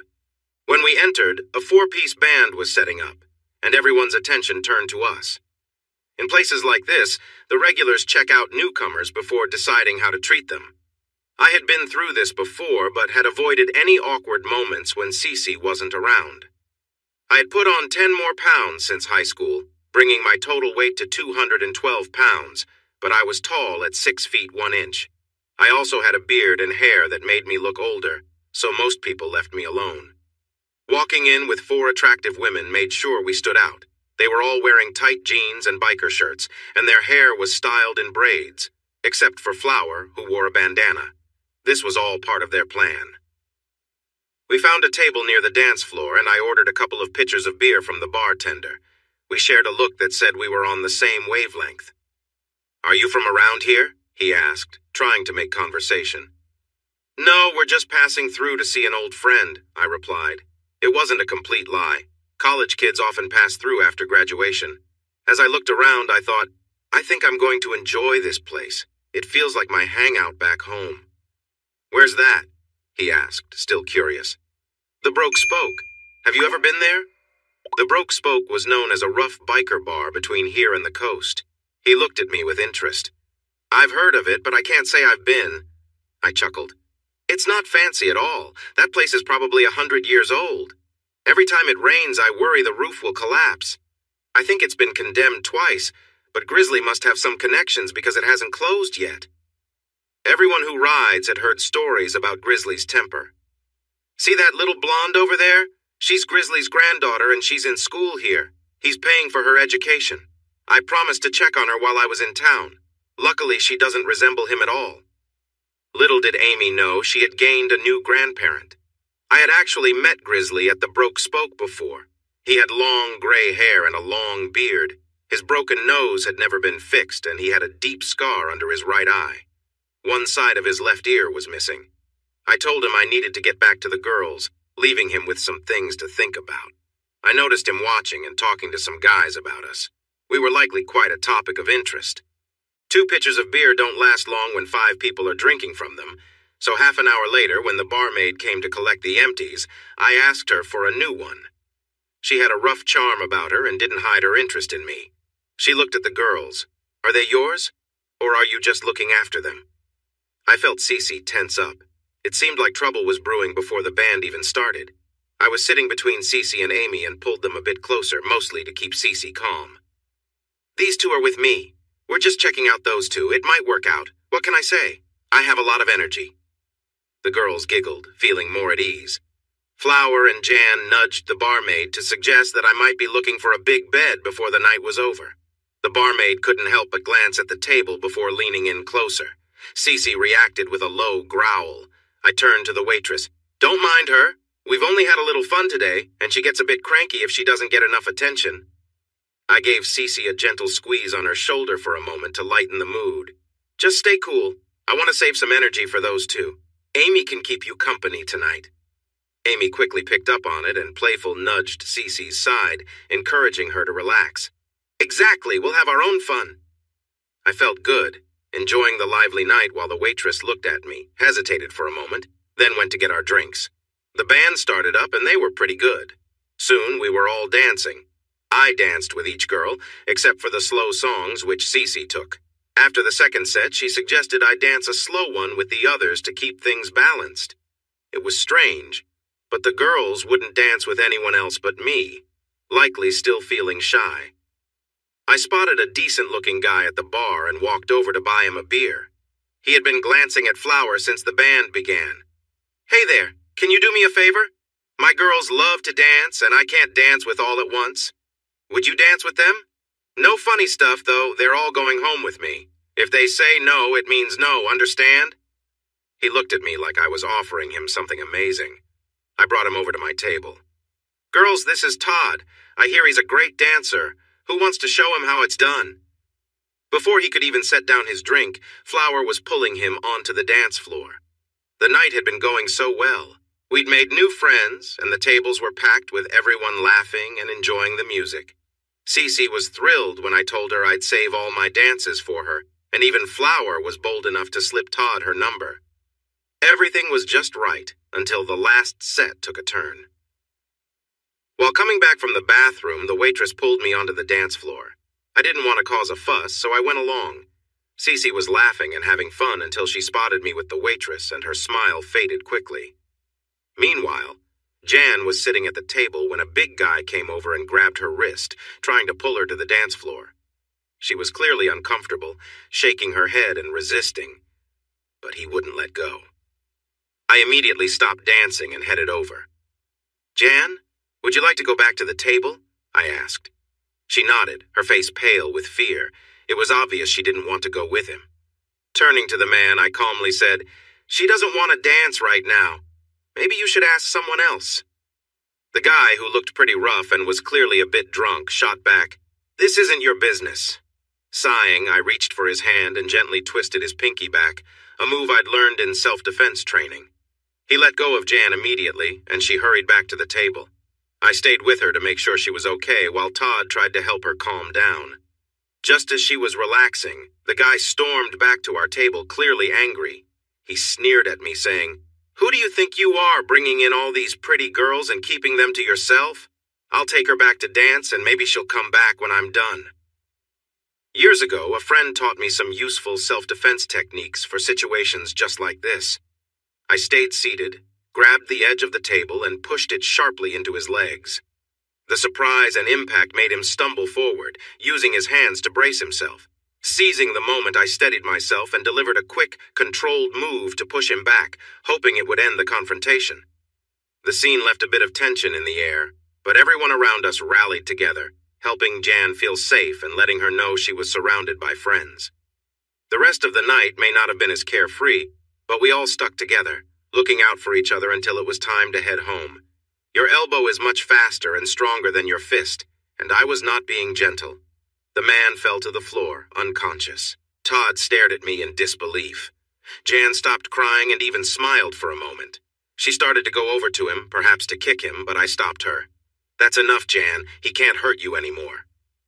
Meanwhile, back on the dance floor, things were getting lively. Cece and I passed each other. I was taking Jan away from the troublemaker, and she was getting the waitress. Cece was yelling at the waitress to keep her hands off her boyfriend. The waitress fired back, saying if she ever got me, I wouldn't stick around. Cece was big and sensitive about her weight, so it stung. Amy and Flower, along with another girl they had met, were trying to calm Cece down. One of the bartenders had grabbed the waitress to keep her away. I gently took her arm, trying to lead her back to the table. She turned and slapped me hard enough that everyone could hear it over the music. She raised her hand again, but I stopped her, turned her around, and swatted her on the shoulder. Then I grabbed her hair and brought her face closer to mine. "If you don't settle down right now, I'm walking out of this bar, heading back to your dorm, packing my things, and you won't see me again. It's your choice." I let go and stepped back. She looked at me for a moment before bursting into tears. "Please don't leave. I'm sorry." How could I stay upset with her? I hugged her back. She turned to the waitress and extended her hand. "I'm sorry." The waitress hesitated for a moment, but then took it. Cece pulled her in for a hug. I thought it was a kind gesture. Amy later told me what really happened during that hug. While hugging, Cece warned the waitress, "If you touch him again, you'll regret it." The waitress, not backing down, replied, "If you turn your back on him, I'll have him and be gone before you can even grab a snack." It nearly sparked another argument. When we returned, the manager was looking down at the man still lying on the floor. "What happened to him?" he asked. I shrugged. "I'm not sure. Maybe he drank too much and passed out. You might want to cut him off earlier next time." He smiled slightly. "Looks like some people can't handle their drinks." He turned to his friends. "You guys, pick him up and put him in his truck. He can sleep it off there." The girls were gathering their things. "Leaving already?" he asked, pretending to be surprised. "Yeah, I need some rest," I replied seriously. "Well, have a good night. Come back any time." I sent the girls out to the car and then bought them all a shirt. The bartender gave me mine for free. "I'm glad you're not from around here. I don't think I could handle this kind of excitement regularly." "What excitement?" I asked. "This isn't a typical Saturday night. What makes it so special?" I smiled, feeling a bit innocent. "Well, first, a guy shows up with 4 women and says he's with them all and they seem fine with it. Then he knocks out a really tough guy without even getting out of his seat. I don't think he even put down his drink. After that, your tall girlfriend almost has a fight with my friend who is a waitress because she seems to like you a lot. When you said it was time to leave, those women followed you out like a group of friends, leaving many of the guys here surprised. Not one of them tried to stop you. In fact, they all asked you to come back. You must be either the luckiest person, the bravest, or the smartest I've ever seen, or maybe all 3 to get through a night like this. It might not always be exciting, but it's definitely interesting." I offered my hand, and he shook it. "Well, I have to go now. It's time to get my kids to bed." We got back to the dorms before 1. Many people were still awake, and all the girls, except Cece, shared stories about the night. It added to the legend. Cece and I didn't talk much as we prepared for bed. I asked if she wanted me to stay at a nearby hotel. She gave me a look that showed she wanted me close and told me to get into bed. I still felt the warmth of her hand on my cheek, and when she changed, I noticed a perfect shape of my hand on her cheek. I felt bad and apologized, offering to kiss it better. She let me do that a few times before we cuddled up and fell asleep peacefully. On Sunday, I was pretty worn out. We went out for breakfast, then took Cece's car for a ride. We drove down winding mountain roads, and I wished I had my bike with me. We stopped at little shops and bought some silly souvenirs. She insisted I buy 2 big stuffed purple turtles, one for her and one for Amy. Amy wanted to join us, but I wanted some time alone with Cece. I think Cece would have let her come if I had said yes. Amy looked a bit sad when we left, so I promised to take them both out for dinner when we got back. Suddenly, Cece asked, "Do you like Amy?" "Oh, she's really sweet." "Be honest, do you like her?" My stomach felt tight. I sensed something was up. "I like her a lot for someone I've known less than 2 days. Why do you ask?" She stretched, catching my attention. "Oh, no reason. Just curious." As I learned over time, that often means something's on their mind. But right then, I didn't think anything of it. The day was calm and peaceful. We had lunch at a burger place, feeding each other fries. We bought a bottle of wine and drank it at a viewpoint on a blanket. We shared kisses, cuddles, and made happy promises. We returned home feeling joyful and smiling, but there's always a shadow in the distance. When we returned to the dorm, Amy was in the courtyard in tears. Cece rushed over to see what was wrong. A guy Amy was seeing had learned about our weekend and confronted her about it. They weren't serious, but he felt differently. He told her she had embarrassed him and that he would make her regret it. He didn't hurt her, but he grabbed her and shook her, making her fear for her safety. I looked around but didn't see any men nearby. "Where is he now?" I tried to keep my voice steady. I think she finally noticed me. "You need to go. Some guys scared him off, but he said he would come back with friends to teach you a lesson. Please, just go." With my passion for study, I planned to stay. I noticed a few other people watching, so while Cece comforted Amy, I went to talk to them. One of the boyfriends, Jack, confirmed what had happened. The guy was an athlete on the football team. They had a terrible season and hadn't won a single game, so he was really upset. Nobody liked him, but his size made people hesitant to confront him. Amber, who lived 2 doors down from Cece and Amy, said they had called for more guys to back me up if needed. I appreciated that, but told them to stay clear. I wasn't sure how much time I had, so I went to my room to grab my jacket and gloves. I got the jacket from a motorcycle shop. It was a thick leather with extra padding in the back for safety. The gloves were light and flexible, meant to protect my hands if I had to defend myself. This was as ready as I could be, so I sat down and waited. It didn't take long for him to return. He only had 3 friends with him, but they were large and intimidating. By this time, we had gathered a decent crowd. I asked everyone to stay out of it, and they agreed, as long as I didn't mind if they jumped in if things got rough. The group approached, and he shouted, "Hey, jerk!" I ignored him and continued to chat with Jack about harmless topics. He stepped closer. "Hey, I'm talking to you." I looked up, feigning surprise. "I'm sorry, were you addressing me? It's not Jerk. The name is James. Call me Jimmy. How are you?" I extended my hand. He looked confused.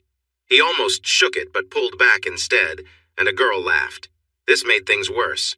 "Which one of you laughed?" I raised my hand in a calming way. "Please, sir, that kind of talk doesn't suit you. What brings you here? Let's sort this out quickly so my friends and I can return to our chat." Smirks began to appear on faces around us. He was quickly losing control of the situation. He smirked. "I thought you were a tough biker. You talk like a weakling." "Weakling? I didn't realize that was still a thing. Are you saying I'm less of a man than you? Where's the proof for that? Maybe you see my good looks as a sign of weakness. Sorry, that's not my way, but I'm sure you'll find someone who agrees. Let me take this further.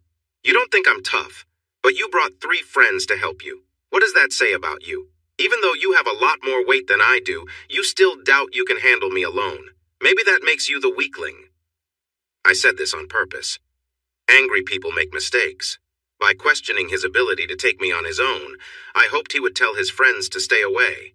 If it came down to it, I could rely on my training and the advice of my friends.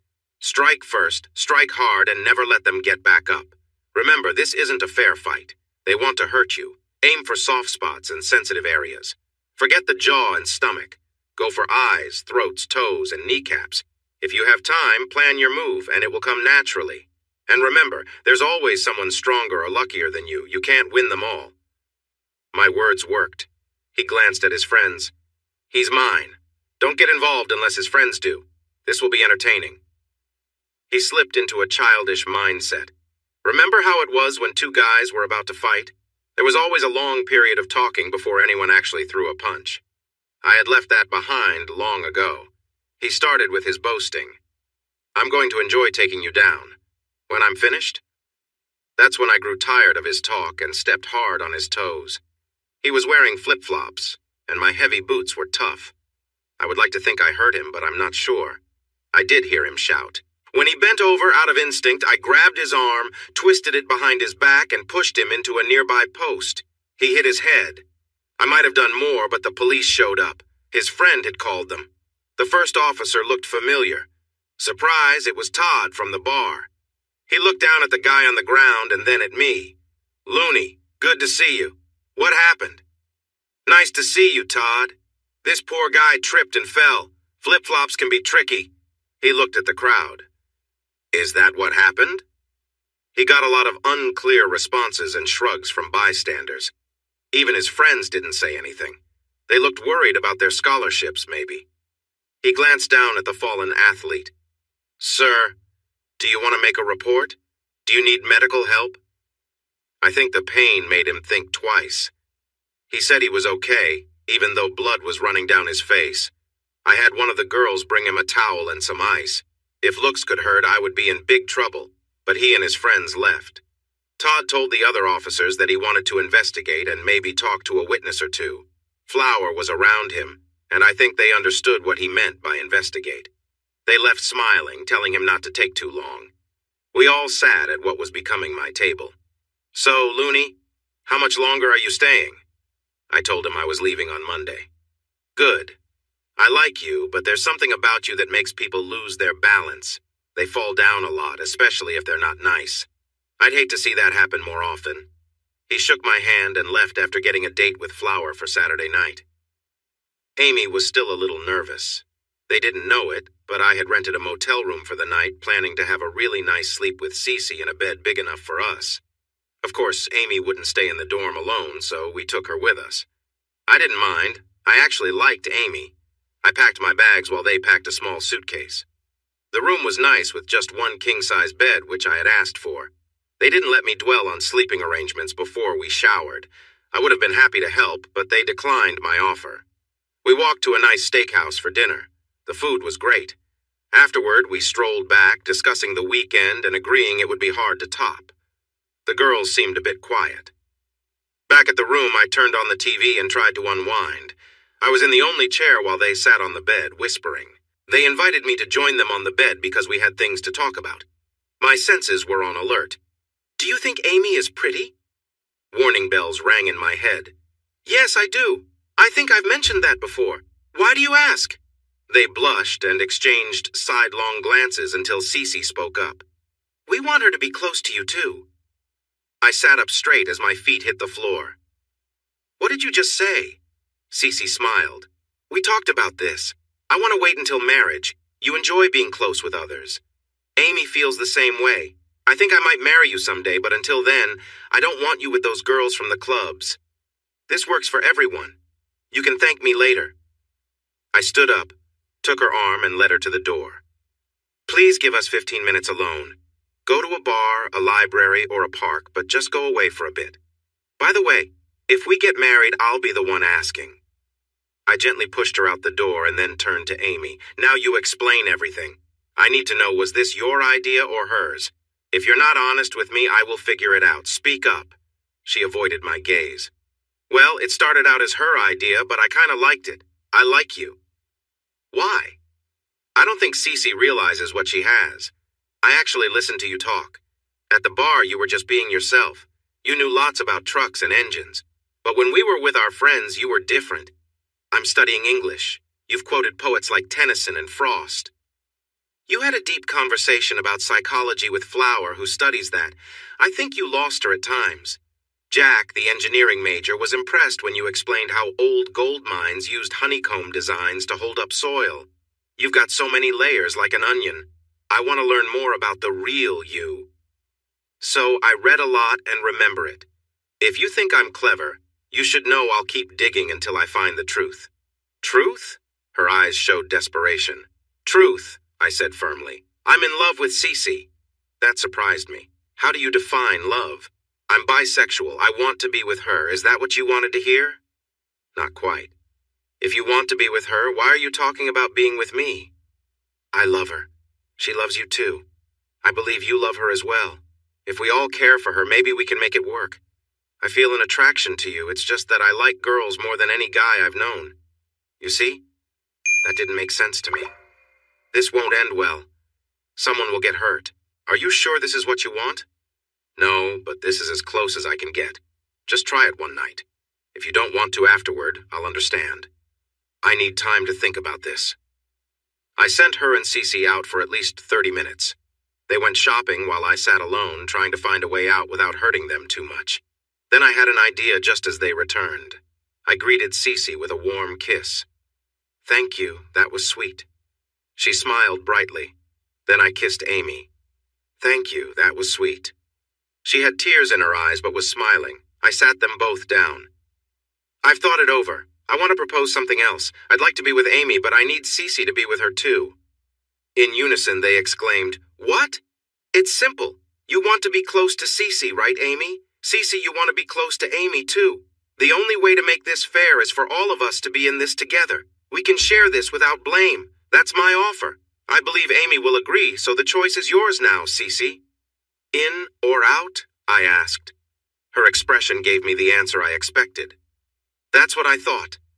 Feeling relieved, I sat down, trying to keep things calm. Amy glanced between us, eyes filled with uncertainty. She seemed hopeful, and her gaze moved back and forth, waiting for a response. Minutes passed in silence. Then, with a quiet voice, she said, All right. Amy leaned closer, looking at her intently. All right, what? All right, I'll try it. But let's keep things simple, okay? No rushing into anything, she said hesitantly. This wasn't what I'd pictured, not even close. I hadn't thought she'd actually consider it. In my mind, she wasn't interested in anything serious with anyone yet. This idea of waiting for the right time and place was making things more complicated. But deep down, I cared about her a lot. Are you sure? I asked, secretly hoping she might change her mind. But I could see she was determined. I'd come to realize that once she set her mind on something, she would see it through, no matter how unexpected it seemed. Amy seemed overjoyed, her hopes finally within reach. Let's make this decision together, she said softly. Sometimes in life, there's a moment you look back on, knowing it changed everything. This felt like one of those moments. Years later, I could trace back so much to this exact point. Let's keep it simple, she added, and her calm attitude helped everyone relax. I took a deep breath and focused on the moment. There was something important happening, and I knew we'd remember this as a unique chapter in our lives. As I helped her out of her jacket, Cece looked a little nervous, her hands trembling slightly. We all shared a quiet smile, and I could see a soft connection between the three of us. Cece and Amy exchanged a quick, comforting look, and Amy placed her hands gently on Cece's shoulders, helping her relax. There was a calm, unspoken understanding in the room, a feeling of trust and closeness. It felt as if we were all learning together, taking things slow and letting each other know we were there no matter what. Amy whispered something encouraging to Cece, and they both leaned in for a warm, supportive hug. We were all a little uncertain, but there was something peaceful in just being there, sharing the moment. We took things step by step, never rushing, simply enjoying each other's company. As the night went on, the mood stayed gentle and kind. Cece gave Amy a reassuring smile, and Amy guided her, offering gentle words and laughter. It was a moment of mutual support, and we all felt the comfort of being with close friends who truly cared for each other. At the end of the evening, we settled into a cozy embrace, each of us feeling safe and valued. The connection between us deepened as we shared quiet conversations, laughter, and companionship that we would remember for a long time. It was a bit awkward at first, but she finally reached her goal. They cuddled for a moment. I think they even forgot I was there at times. I wanted to be part of it, but I think deep down I knew I was better off not joining in. Cece glanced at me, looking a little guilty. We forgot our boyfriend, and he looks like he could use some attention. I ended up in the middle on the bed. The rest of the night was a blur of kisses and close moments. Amy was playful with me while Cece was affectionate with her, and then they switched places. I found myself caught up in their warmth until we all fell asleep. tangled together from exhaustion. I usually woke up early and I found Cece resting on my shoulder with Amy curled up close to us. I quietly untangled myself and watched them enjoy each other's company. I took a shower, slipped out of the room, and grabbed breakfast from a fast food place. As I opened the coffee, Amy stirred and opened one eye. She looked at me and then at Cece, who had instinctively wrapped her arms around her. Amy took a moment to enjoy the feeling before leaning in to wake her. "Get up, love. Our guy brought us food and I'm starving." Cece was not a morning person. As she got up, she reached for her shirt but changed her mind and headed to the bathroom. Amy didn't bother getting dressed. She just started sipping her coffee. We had breakfast together with them naked and me dressed until Amy noticed my clothes. She quickly urged me to change. "What time is it?" I checked my watch. 8. "What time is checkout?" 11. "Then we better hurry." I had already showered, but they insisted I wash their backs and fronts. We rushed out of the room at 10:55. The ride back to the dorm was quiet. I don't think anyone knew how to start a conversation. Both girls skipped class to spend extra time with me, but eventually we had to face reality again. They both gave me big kisses, holding on tightly. Other students noticed. What do we do now? It was a big question. Cece seemed to have given it a lot of thought. It's simple. I love you. You love me. I love Amy, and Amy loves me. You and Amy need to learn to care for each other. Call us tonight so we know you made it home safely. As I drove down the mountain, I thought about my weekend. 2 little fights, 2 girls, new friends, and lots of fun. If all vacations were like this, I could see why people love taking them. Once home, I said hello to my roommates, called the girls, and we chatted for half an hour before I headed to my room and slept for 13 hours. In the following weeks, we settled into a pattern. I stopped working at the grill on Saturday nights. Until the term ended, I would visit them every other Saturday night. On alternate weekends, Cece would bring Amy with her, and we would have a weekend getaway together. Sometimes Amy would visit her mother, which left just Cece and me at home. They both believed this was a good idea since it gave us some time together. They saw each other all week, after all. The school term had ended. Cece returned home and Amy went to spend some time with her mom, who lived quite far away. Long-distance relationships are tough. We were getting ready to go back to our school routine, visiting Amy every other week, when something unexpected happened. One Monday afternoon after work, I received a call. "Jimmy, do you know who this is?" I recognized the voice right away. "Barb?" "Yes, it's me. I'm happy to think you remembered me. How are you?" "Getting older, bigger, and maybe not as handsome as before. How about you? Still beautiful?" I could sense her smile through the phone. Oh dear, time affects us all. While I was glad to hear from her, I wondered why she decided to call after almost 4 years. "How have you been? I heard about Bob. I'm sorry for your loss. I know you cared for him. How's Joanne? Still full of energy?" There was a brief pause. I thought she might have hung up, but then I heard her sob. Through her tears, she told me the news. "Joanne is not well, Jimmy. Her cancer has returned. It was too late when they found it. She has only weeks left, maybe just days. She wants to see you one last time to say goodbye. She mentions you often." "Where is she? When can I see her? Why didn't you call me sooner? This feels so unfair." "She's in the cancer ward at Baptist. You're on the family list so you can see her almost any time. Please go visit her." "Are you going tonight? Great, I'll be there in 30 minutes. We can go together."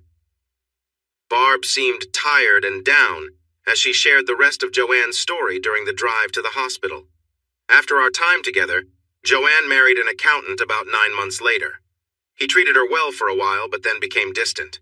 When she found out he was cheating, she ended it. Thankfully, her prenup protected her. Soon after, she learned her cancer had returned. He attempted to reconnect, but when he realized he wouldn't inherit anything, he disappeared. I didn't recognize how much I had changed until I saw her. She didn't recognize me until I spoke, and then the tears flowed. "Jimmy, thank you for coming. I know I look terrible. Barb should have warned me. You know how we girls are about looking nice for old friends." I had heard how she looked, but seeing her for myself was shocking. She had weighed around 105 pounds when healthy, but now her weight had dropped to 75. It broke my heart, but I managed to smile. "It's all right. It's just good to see you." Would the nurses say anything? She broke down, reaching out to me. With an IV in each arm, I had to be gentle, but I hugged her as tightly as I could. I tried to share all my love with her in that moment. I'm sure the nurses see this often, but the picture of me in my work clothes, a biker shirt, and jeans holding this small woman with tears on my face would be something they remembered. She clung to me until she fell asleep. I laid her down, gently stroking her hair. Barb stood in the doorway, wiping her eyes with a tissue. We talked as we drove back to her house. "How much longer will she be in the hospital?" I asked. "They can't do anything more for her now, so she will be sent home on Wednesday." "Should she be alone? Who will take care of her?" "I'll need to find someone to stay with her. I'll check in on her in the afternoon and evening. That's the best I can do." When Bob passed away, Barb took over the Ford dealership. She was a smart businesswoman, and the business grew. Bob's first wife's family was surprised they were left out of the will, but since Barb got along well with Bob's two sons, she gave each of them 18% ownership to keep them satisfied at the dealership. They all got along nicely. Bob's first wife was doing well on alimony, and to strengthen her bond with the sons, Barb gave her 4% ownership, with a promise that she could only sell it back to them. She received a quarterly dividend that was better than her old alimony payment. Everyone felt fairly happy. Barb worked in her office, keeping a close watch on the business. In the rural South, family means everything. The thought of Joanne being alone in her final moments made me very sad. Doesn't she have someone like family or an old friend who can be with her? No, dear, she doesn't. No siblings, and her mother is unwell in a retirement home. There's no one. I decided to help out of love, not knowing how much it would mean later. I'll stay with her after my shift. I can be there at night. Just have someone here so I can get to work in time. I can't let you do that. You have your own life. She wouldn't want you to spend your time on her. I want to do this and you can't stop me. Please have the nurse help me tomorrow so I can make her comfortable, and come by to help get her settled. I'll take it from there. Barb later told me she was upset at first, but in the end, Barb said to her, "Look at how big he is. Do you think two women who aren't close to his size could change his mind? I think we're stuck with him." When I arrived, she greeted me with sharp words, asking me to leave the sick woman alone. I wasn't wanted there, and if I didn't go, she said she would call the police. I just smiled and asked the nurse to show me how to check her IV and organize her medicine schedule. "If you want me gone, Joanne, just get up and throw me out. And please, no funny business. I'm in a serious relationship, so don't try to tempt me." Barb and the nurse actually laughed. Joanne settled down, teasing me for being mean to someone who was sick, then jokingly suggested I make her some chicken soup for dinner.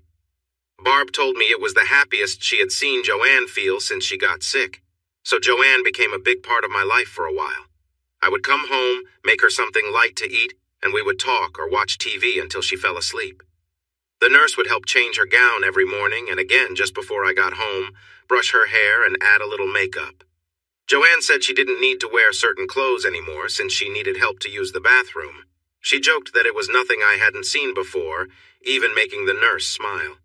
I shared stories of my past with Amy and Cece. Amy thought it was sweet. Cece did not share the same view. I learned that Cece had a fear of illness and death. She visited Joanne once, shortly after I moved in. There was an awkward vibe between them, and she never came back. Amy and Cece were very close. It struck me how much they looked alike. Maybe that was why I was drawn to Amy in the first place. The nurse told Joanne she didn't realize she had a daughter. They all found it funny, especially when Amy joked about how they hadn't spoken since Cece took her boyfriend, and then she kissed me. The nurse's reaction had them laughing hard. Barb stayed with Joanne every other weekend so I could spend time with my girls. As I mentioned before, Cece came from wealth. She never had to earn money, so she didn't truly understand its value. I came from a working-class family, but my parents taught me to manage money wisely. Amy was very poor, raised by her mom without any support from her dad, whom she had never known. She was in school on a full scholarship, working part-time to make ends meet. When Amy started living with Cece, she was shocked by how much Cece spent. Amy rarely went out because she couldn't afford it, but once Cece realized this, she insisted that Amy join her and paid for everything. Amy resisted at first, but eventually gave in to the pressure. Cece had a knack for getting her way. That summer, Amy struggled to find a job and shared her feelings with Joanne one night. The next day, she decided to have the nurse come in part-time, just for an hour in the mornings and afternoons to help with her medicine. She also gave her a nice bonus and moved Amy in. Amy wasn't happy about it, but Joanne said she would prefer having Amy around than me. If one of us had to leave, then it would have to be me, she said. We fell into a routine at home. I usually got up first to make breakfast, then I would wake up Amy. We tried to let Joanne sleep in, but she set her alarm clock and insisted on having breakfast with us. Much later, Amy confided in Joanne that she was worried she might leave before I got back, and all she wanted was one more chance to see me. I was facing some tough choices. If I didn't go back to school soon, I worried I might never do it. I applied and got accepted at Mountain State, starting as a junior, just like Amy. Cece had taken summer classes and was moving up to senior. I hadn't told anyone yet. I had saved enough for 1 year and a little more, hoping to find a job once I got there. Joanne held on until early August. As she started to fade, Barb came by every night. Hospice helped a few times. Amy shared all her feelings, trying to keep Joanne engaged for another day. When she revealed our first shared experience, Joanne smiled and said she had to thank both her and Barb for training me. Then, Amy told her the entire story about our relationships. She mentioned leaving her some special items, especially the paddles. For days, I noticed Joanne giving me strange looks. I came home one Thursday and found Amy crying in the kitchen. I knew then that things were serious. "She's going quickly," I said. I went to check on Joanne and saw she was unconscious and breathing very lightly. We called Barb and she arrived right away. All we could do was be there for her. Barb held one hand and I held the other. Just before she passed, Joanne stirred and looked at us. Hold me, my loves. I want to feel your love as I go." We leaned down closer, and with her last breath, she hugged us tightly. Her arms slowly fell back down to her sides. She lay there, her eyes unfocused but smiling as she left us. It was a moment I will never forget. I felt like I was in a daze during the funeral. Barb took care of everything. There were very few people at the service, just Barb, Amy, me, my family, and Joanne's former sister-in-law. Cece didn't come. Barb insisted we stay at the house until school started, saying Joanne wanted it that way. A few days later, she called us and said we needed to be at the reading of the will. At the lawyer's office, both Amy and I had to show our IDs, which they copied. I was surprised to see her ex-husband there, while Barb was present as the executor. The house was left to a cancer foundation. The furniture and home items were also donated to charity after some things were taken out. Her ex-husband received a certificate for a lifetime supply of health products, up to 12 a week from the local pharmacy. The woman my client had been with found out she was going to have a baby, even though her husband had a procedure to prevent that years ago. He stormed out of the office, angry and yelling at everyone around. It was Joanne's last joke on him. Amy and I received big yellow envelopes that we had to sign for. We were told not to open them until we were home with Barb. Barb also got one. Barb opened her envelope first. She was set to receive all of Joanne's jewelry, except for a special strand of pearls that Amy liked to admire. Those pearls were in Amy's envelope. Barb also received a fee for her role as executor, which she decided to give to a cancer charity. When Amy opened her envelope, she collapsed. Inside was a check for being with Joanne's that was about twice the amount a nurse would normally get. There were also 2 letters. One was for her to read alone, and the other was meant to be read out loud. She began to cry before she could finish the first sentence. I picked up the letter and read, "Amy, my dear, this is how I see you. You have shown me that my biggest regret was not becoming a mother. You have given me a taste of what I missed out on, and instead of resenting you, I find myself loving you even more. If I had a daughter, I would wish for her to be just like you. I know we are the same size, and I've seen you admire my fox fur coat. It belonged to my grandmother, and she wanted me to give it to my daughter. I want you to have it, especially since it gets very cold where you study. Please go through my closets and take anything you like. Wear those clothes with pride. They come from love. Finally, I want you to have my car. College students need reliable transportation. It's a bit older, but I hardly used it. It's in good shape and should serve you well for many years. Barb has something for you as well, since car expenses can add up. One last thing. Jimmy, Look after him. He might need you soon, and be firmer with him. He takes you for granted.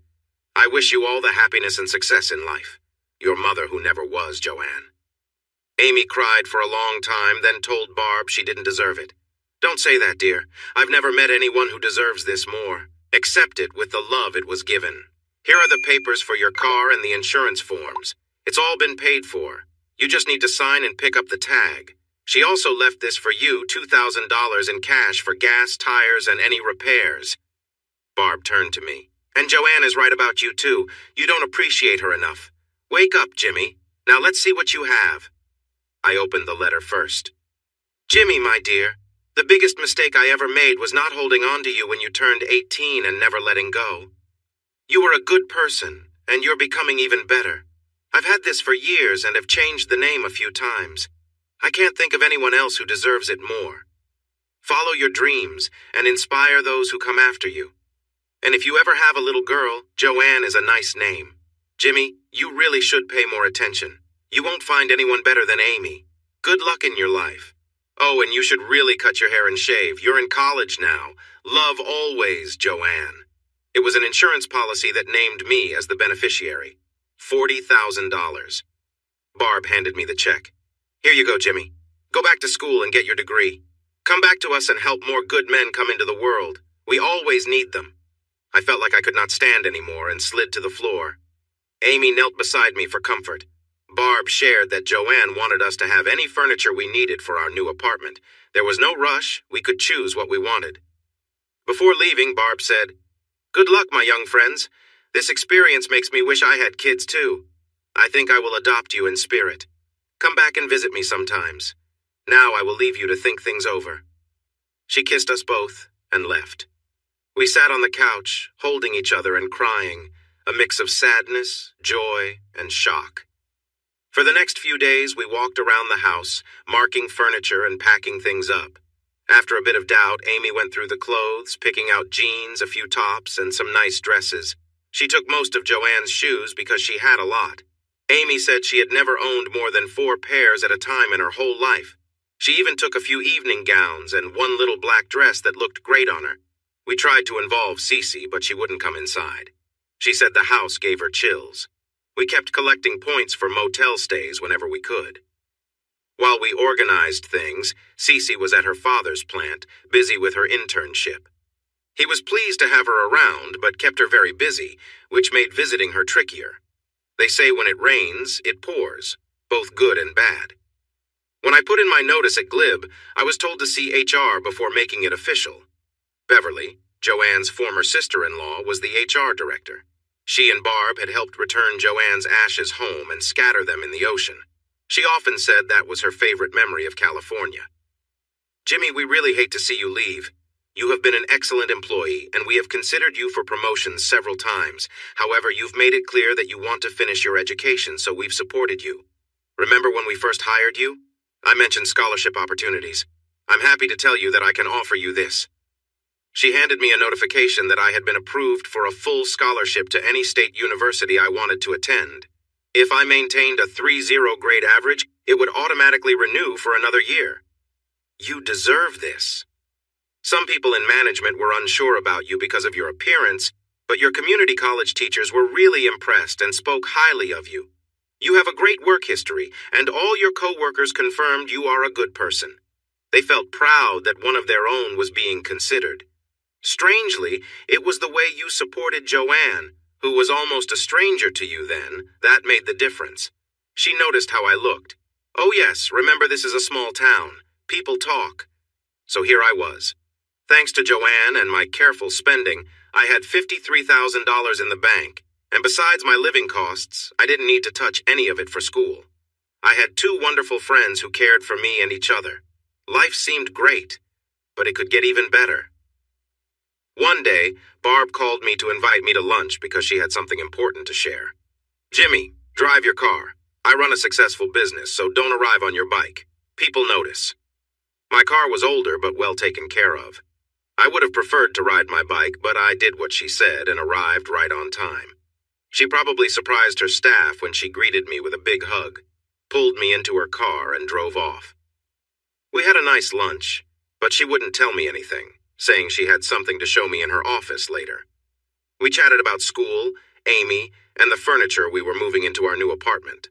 No more dorms for Amy and Cece. She shared stories about her life, explaining how running a business was tough but rewarding after spending years as a stay-at-home wife. She had a new boyfriend who was a bit younger, and she smiled while mentioning it. Holding my hand, we walked into her office. Once behind her desk, she switched to business mode. I was impressed. "Jimmy, how are you planning to get the furniture to college?" "Well, I thought about renting a big truck to make it easier in one trip. I have friends up there who can help unload." "No, I have several used cargo trucks available. We'll get a dealer tag for one so you can use it until you're finished. That's sorted. What will you drive while in school?" This was tricky. I had promised my sisters my car since 2 of them now had their licenses, and Dad needed an extra vehicle. "I can ride my bike most of the time. When it gets really cold, I'm sure Cece or Amy will give me a ride." I wouldn't want to ask for one of their cars. Cece had a fancy little car and was very careful with it. As for Amy, Joanne's old car was a recently purchased convertible. She wouldn't let me in without cleaning up first. It was her very first car. It took her 3 tries to leave the driveway because she kept getting upset whenever she got inside. "I was thinking about looking for something. Do you have any good deals?" She smiled. "Why don't we go see if there's anything that would work for you? I'm sure we can find something." I expected her to hand me over to a salesman, but she walked right past them. She led me to a truck, a 4-wheel drive Ford that looked almost new. "What do you think of this one?" It looked great, but pricey. "I love it, but I can't afford it. I have a little money, but I want to be careful with it. You never know, right?"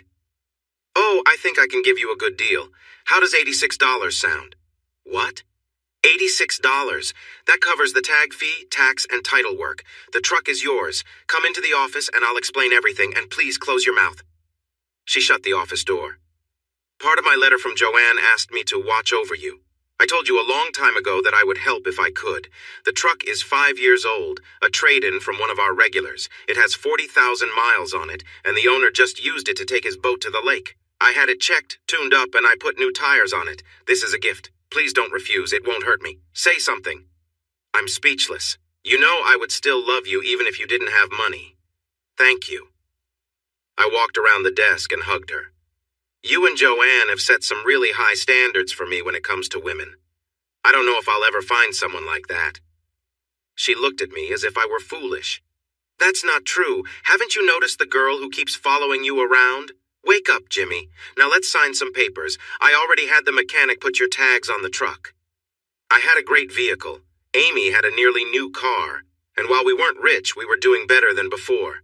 We found a nice apartment not far from campus and had some lovely furniture for it. Life was getting better. Before we left, I stopped by Joanne's house.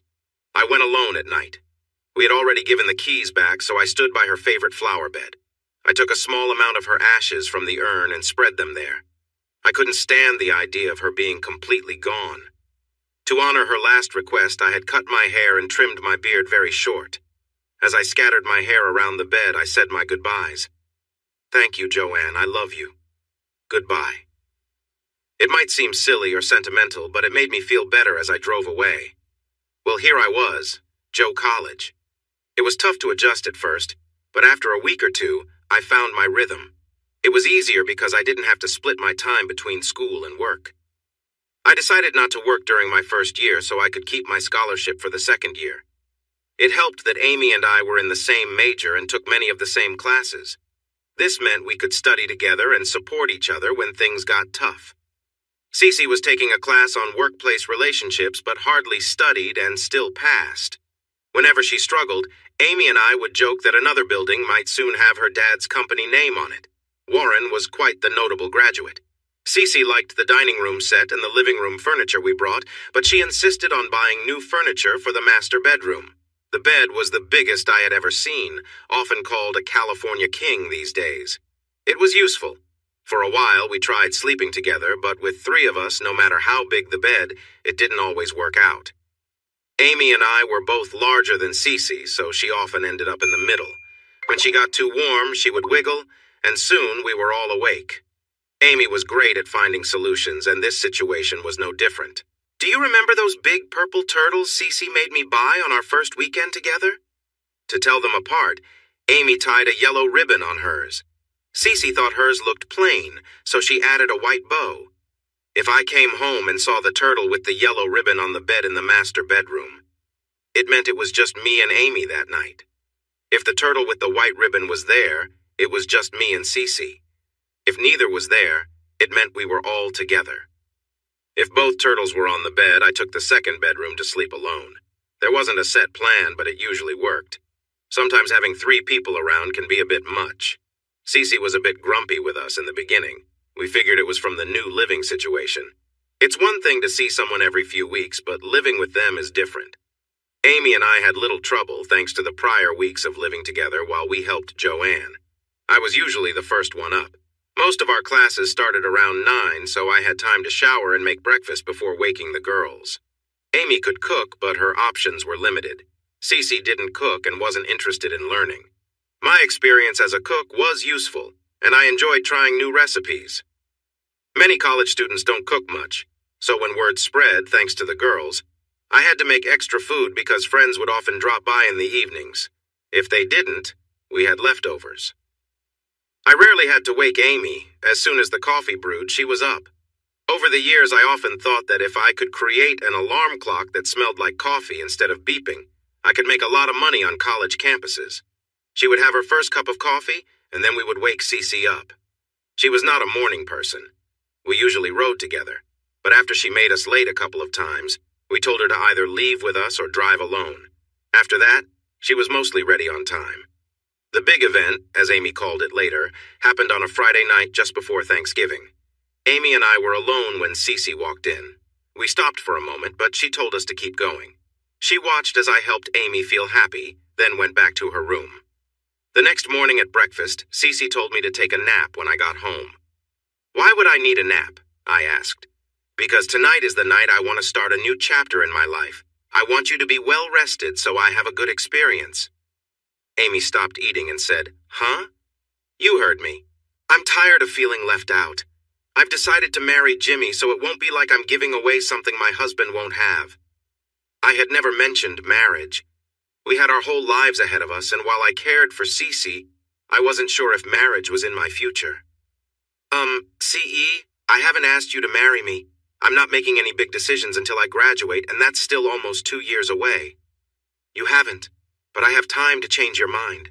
I know you'll come around, especially after tonight. Amy went quiet. I didn't notice then, but Cece had just told her that her time was limited. I also forgot how competitive those two could be at times. Cece was just being herself, confident and sure, always getting what she wanted. The idea that someone might stand in her way was not an option for her. We went to school in separate cars because Cece had a late class. We usually rode together in my truck. For some reason, Cece was envious of Amy's car. Before, we always took the Mercedes and Amy sat in the back. That day was the first time I saw Amy really stand up to Cece. They decided to take turns driving, and when it was Amy's turn, Cece refused to sit in the back. "We're too big for the back seat. Why don't you let Jimmy drive?" Amy said. "No way. This is my car, and nobody drives it but me. If you don't want to ride in it, drive yourself." Cece was taken aback, and I had to turn away to hide my smile. In the end, I sat in the back seat. When Cece drove the next time, Amy surprised her again by refusing to sit in the back. "If you're too good to sit in the back of my car, then I'm too good to sit in the back of yours." This meant I was always in the back, and the mood was chilly during the ride. I figured out a way to solve this after about 3 weeks. By then, it was cold, so I would go out and warm up whatever car we were driving that day. That Monday, I warmed up my truck. Just before we went out, I shared my thoughts with them. "I'm really tired of arguing about cars. From now on, we will use my truck. This way, neither of you will drive and everyone can sit in the front. One day, one of you will sit in the middle and the other will take turns the next day. If this doesn't work for you, let me know now, and I'll start driving alone." They both looked surprised. Amy was usually easy to get along with, and CE was just starting to understand that I had limits. Amy smiled and said, "Thanks, I want the middle seat," and then she left. CE looked at me for a moment before also smiling. "Sometimes I forget how clever you are. Thanks." So I drove my truck while their fancy cars stayed parked in the driveway. But it kept things calm. From the time we began living together, I made an effort to treat the girls fairly. I remembered reading somewhere that having 4 wives could lead to more balance since one would be lonely, 2 would argue, and 3 would team up against 1. But with 4, the balance would shift and keep everyone happier. 4. It made me think about how much trouble that might cause. I turned to Amy. What do you think about this? At least she was straightforward. I don't know. It's about time, I guess. But I liked it when it was just our thing. Now I feel like I'm being left behind again. That surprised me. Haven't I always treated you both the same? The only difference is that she has more money, and I haven't seen any cash spread around when we're together. Plus, she might not be what you think, and when she gets comfortable, you can show her your interests. That made her smile. Joanne had kept her promise and left Amy her special box. At first, Amy was shocked, but then she started exploring new things we could enjoy together. She kept some things hidden away because she didn't want CE to see them. She told her it was just a collection of memories from Joanne, and she wanted to keep them personal. That afternoon, on the way home, Amy mentioned she would be spending the night with friends from her old dorm. I think the first time should be private between close friends. Be nice, Jimmy. Cece and I had a quiet dinner when we got home. Amy kissed her goodbye and left. CE looked at me. I need some time to myself. Why don't you go out for a drink? But just one. I want you to be alert tonight. I went to the Black Dog, a place I frequented when I first moved there.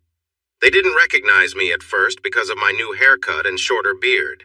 When they finally realized who I was, they warned me that the person I had an issue with was talking about settling the score if I ever came back. Sure enough, a couple of weeks later, we found ourselves at the bar at the same time. There's always someone who likes to cause trouble, so I got noticed pretty quickly. When he walked my way, I stood up. The bartender advised me not to start any fights and suggested I take it outside if I had to. He stopped a few steps away from me. We need to talk, buddy. To his surprise, I agreed. Do you want to do this here or outside? What do you mean? Do you want to settle it inside or in the parking lot? If it starts here, I'm only paying for half the damage. Or we could stay inside and talk it out.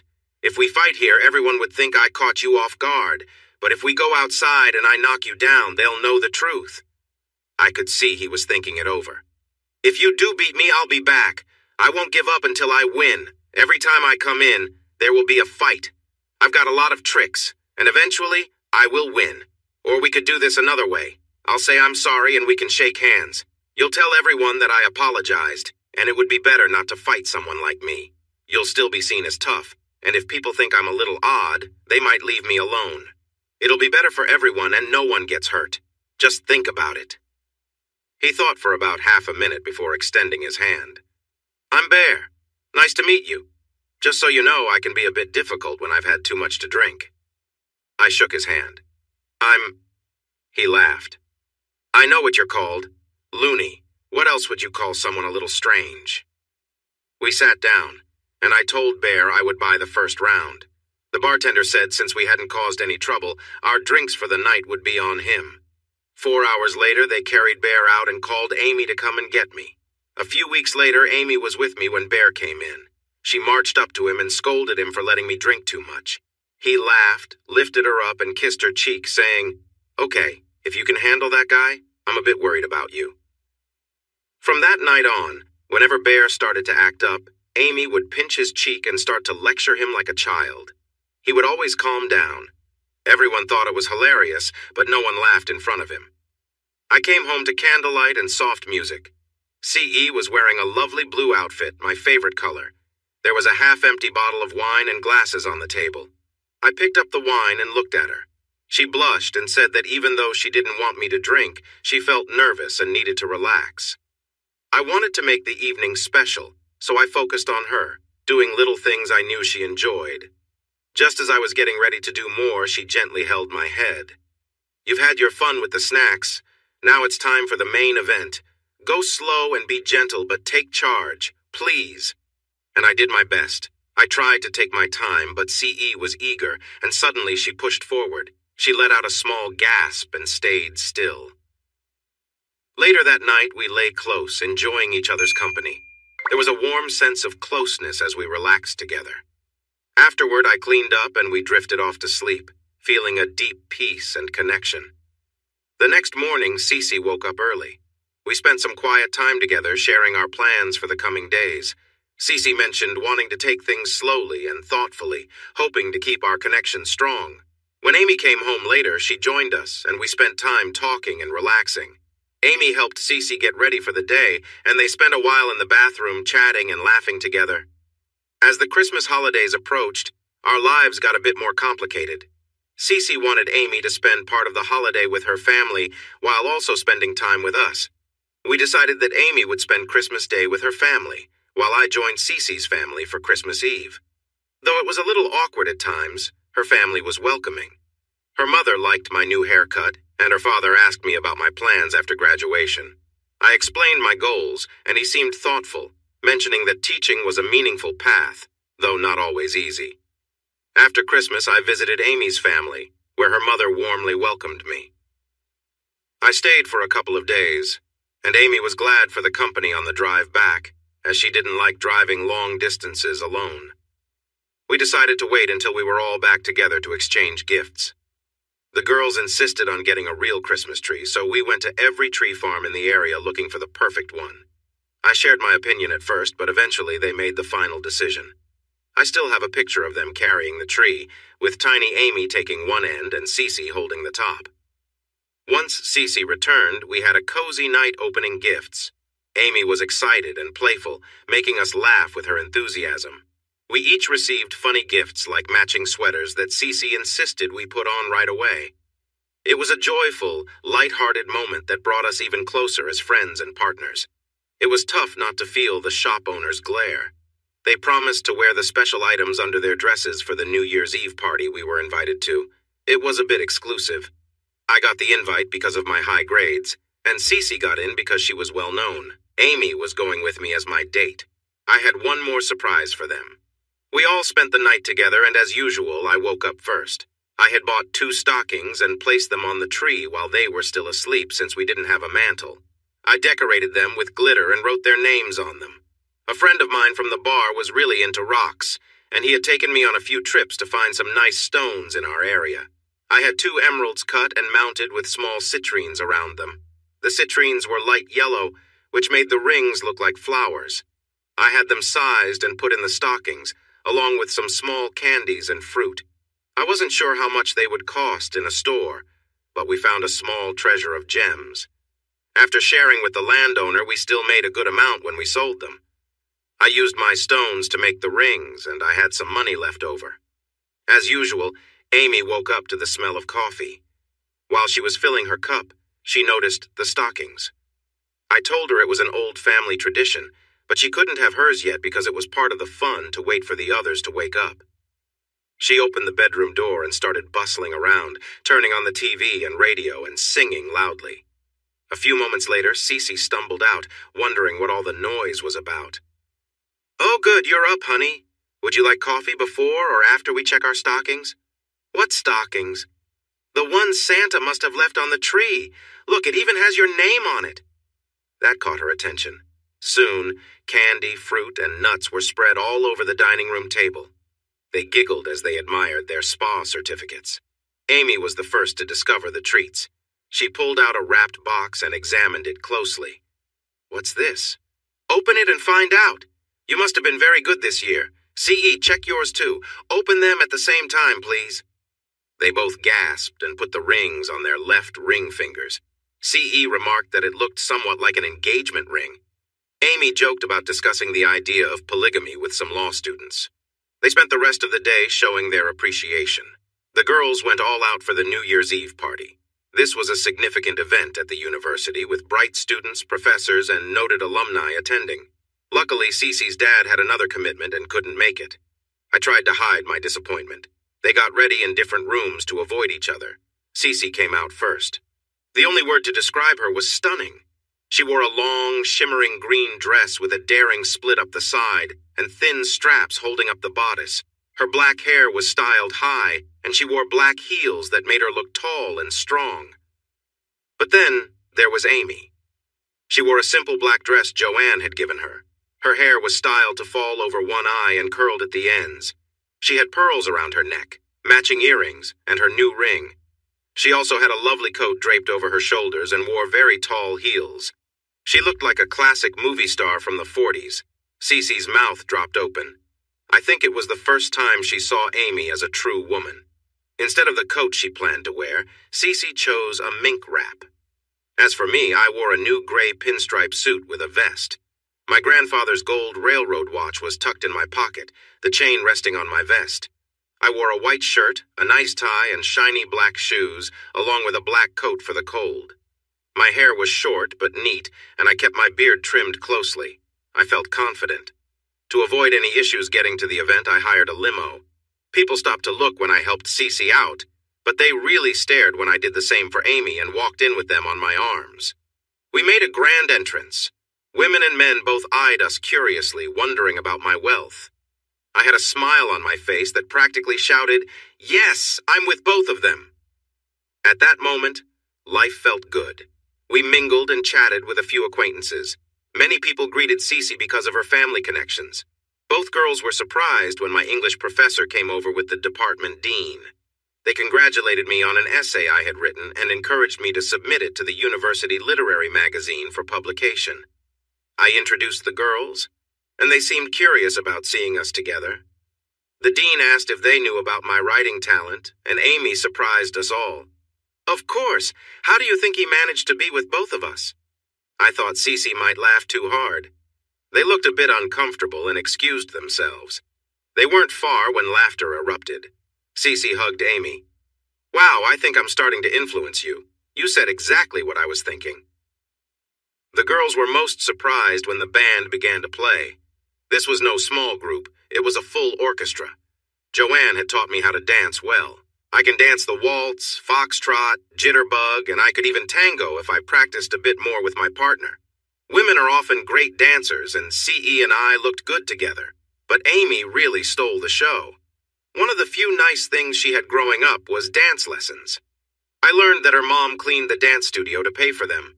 After a few dances, we moved smoothly across the floor. I even convinced the band to play a tango. We were one of only 8 couples willing to try it, and we did quite well. People actually clapped when we finished. There was a picture of us in a dip, Amy's golden hair flowing down as I leaned over her. My hair and beard gave me a bold look. It ended up on the front page of the local newspaper. I think Amy still has 3 copies of it. Then Cece spoiled the moment by getting jealous. While Amy and I danced, she went over to her father's business table to talk. She knows anything about her dad bothers me, and she wanted to provoke me. After we finished dancing, Amy and I waited for her to join us. After 20 minutes, I decided to go get her. "CE, come on, it's time for our dance." She was close to one of the business associates, chatting about important topics. "Go back to your table, Jimmy. I need to talk to these men about business things you wouldn't understand. I'll be there in a bit." Her sweet tone had an edge to it. I was shocked. Was she really brushing me off like that? No way. "Honey, this is a social event. Business can wait." Then one of them tried to act tough, probably trying to impress Cece. He stood up, leaned towards me, and started giving orders. "The lady said to go away. If you know what's good for you, you'll leave. Don't make this hard." He even poked my chest with his finger. I looked at his finger, then back at him, and smiled. I think he realized he messed up just as I grabbed his hand and twisted it. He had to move with me to avoid hurting himself, and soon he was on his knees. I looked down at him. "If you're a good businessman, you should remember this. Never make a threat unless you can back it up. Don't underestimate your opponent, and never put yourself in a weak position. If I were to say, hurt your wrist, do you think you'd remember this next time?" I said it all with a calm voice. I moved so fast that only the people at the table noticed what was happening. He looked up at me. "Please don't hurt me. I'm sorry. Please forgive me." I was tired of the whole situation. I let him go. "Since you asked nicely." I turned to Cece. "You're right, Cece. I don't see what's so important about business that you would treat your friends this way. I don't want to understand if it's going to be like this. I'm glad I'm going into teaching." I nodded towards the table. "Good night, gentlemen. I apologize for the interruption. If one of you could kindly walk Miss Morgan for the rest of the evening, I would appreciate it." I turned to leave. Cece was standing up. Jimmy, wait, I leaned in closer to her. Stay, I said firmly, then walked away. Amy noticed right away that something was off when I returned. Instead of talking, she took my hand and led me to the dance floor. A slow waltz played, and we swayed softly together. Holding a lovely woman calmed me down. When the song ended, instead of going back to the table, I took her to the bar. I prefer red wine over champagne, so I ordered a glass. Amy chose a martini, wanting to try something new. She enjoyed it so much that she ordered another. We spent some time at the bar, chatting with friends and new faces. Then the band leader announced, "Ladies and gentlemen, the new year is almost here. In 10, 9, 8. Amy started looking for Cece and pulled me back towards the table. I paused in the middle of the dance floor and drew her closer to me. 3, 2, 1. Cece rushed towards us. As the countdown ended, she wrapped her arms around us, trying to celebrate with a kiss for both of us. We stayed like that for a moment, long enough for others to notice us and then break off their own kisses. Just what the gossipers love. She tried to say sorry, but I interrupted her. Cece, not now. We'll talk when we get home. We spent a few more minutes mingling, but the night felt spoiled. I called for the limo, said our farewells, and left. The car ride home was quiet. I sat opposite them instead of between them. Amy tried to spark a conversation, but when she saw it wasn't working, she stopped. I felt a wave of anger. How could she be so indifferent? Then I realized she had always acted this way. I had just cared enough to overlook it. It was time to set some boundaries. Amy wanted to ease the tension, but I ended up hurting her feelings by closing off. So, we all felt upset when we got home. She took Cece by the hand and led her into the bedroom.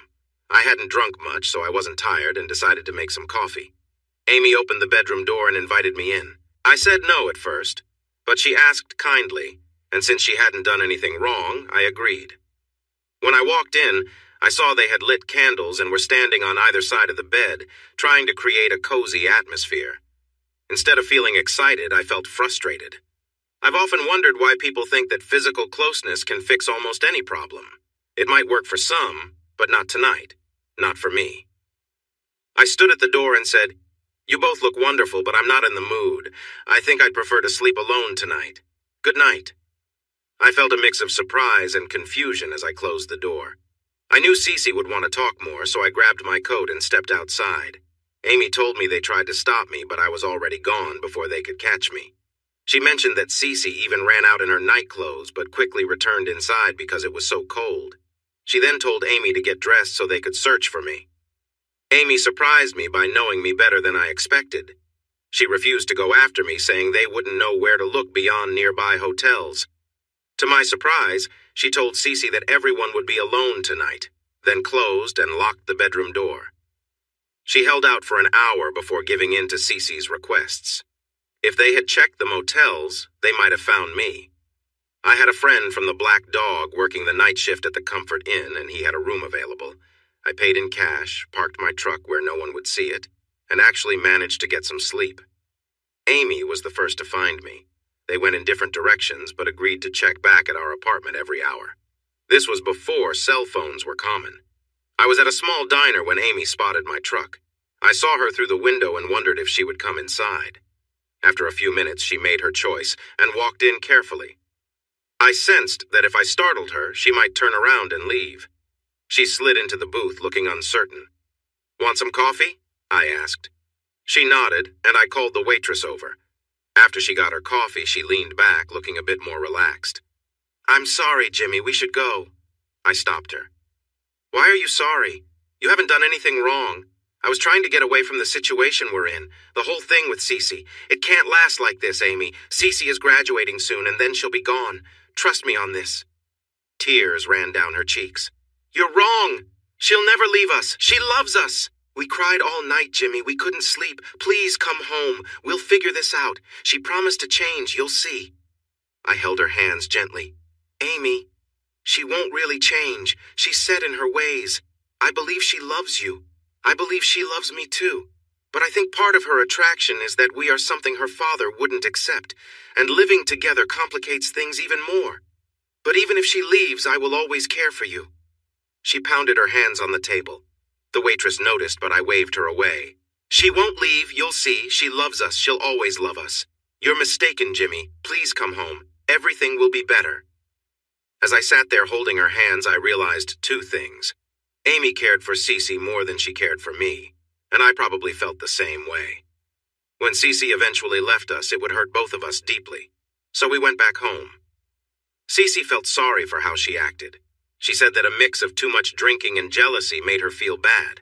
She thought Amy and I looked so good dancing together that it hurt, while she felt awkward and out of place.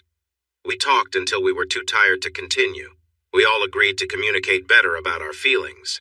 After a few kisses, we made up, and when it was time to sleep, we all shared a bed, but no one was in the mood for anything extra. For the next few weeks, things were quiet at home. As spring came, our spirits lifted. We wandered through parks, went hiking, and joined a mixed softball team. Cece and Amy were a fantastic pitcher-catcher duo. I played as a center fielder and was okay, but we ended up as the league champions that year.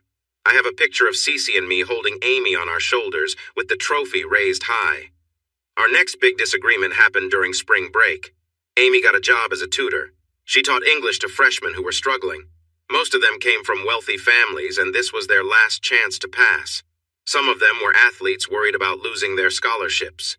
They felt a lot of pressure. Even with this, Amy was strict and didn't let them off easy. There were some complaints, and a few tried to bully her with their money and threats. So I decided to become a tutor too.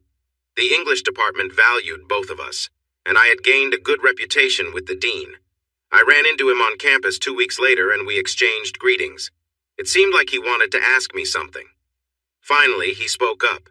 "James, those two lovely ladies at the party with you, one of them was Warren Morgan's daughter, right? Is it true you share an apartment?" I nodded. "And the pretty blonde, does she live there too? How well do you know them?" "Just a friendly relationship, sir. Good morning." I wished I could have taken a picture of the shocked look on his face. Cece was not happy about us tutoring at home. She felt it took away from our time together. I tried to explain to her why it mattered to Amy.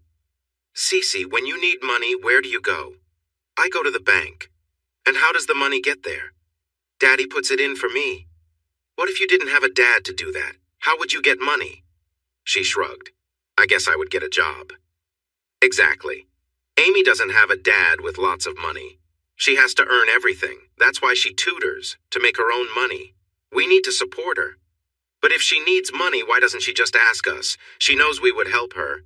She has pride. She's already sensitive because she can't pay for her share of the rent or groceries. She just wants her own money. Amy was sensitive about this. Thanks to Joanne, she had enough for the essentials this term, but anything extra she had to earn herself. Her mom wanted to help, but she was managing on her own. Amy told her she had saved enough money over the summer to handle everything she needed.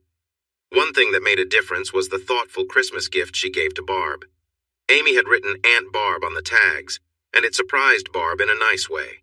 Barb hadn't expected any gifts, which made her feel special. It embarrassed Amy a little because she hadn't prepared anything for Barb. The best part was a warm phone call they shared, which lasted almost an hour. After that, they started to chat regularly, about once every couple of weeks. They grew closer because Amy felt comfortable sharing her feelings and thoughts about her life with Barb.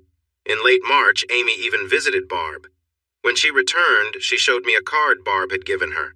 With this card, whenever her car needed servicing, all Amy had to do was show it, and the costs would be taken care of by Barb.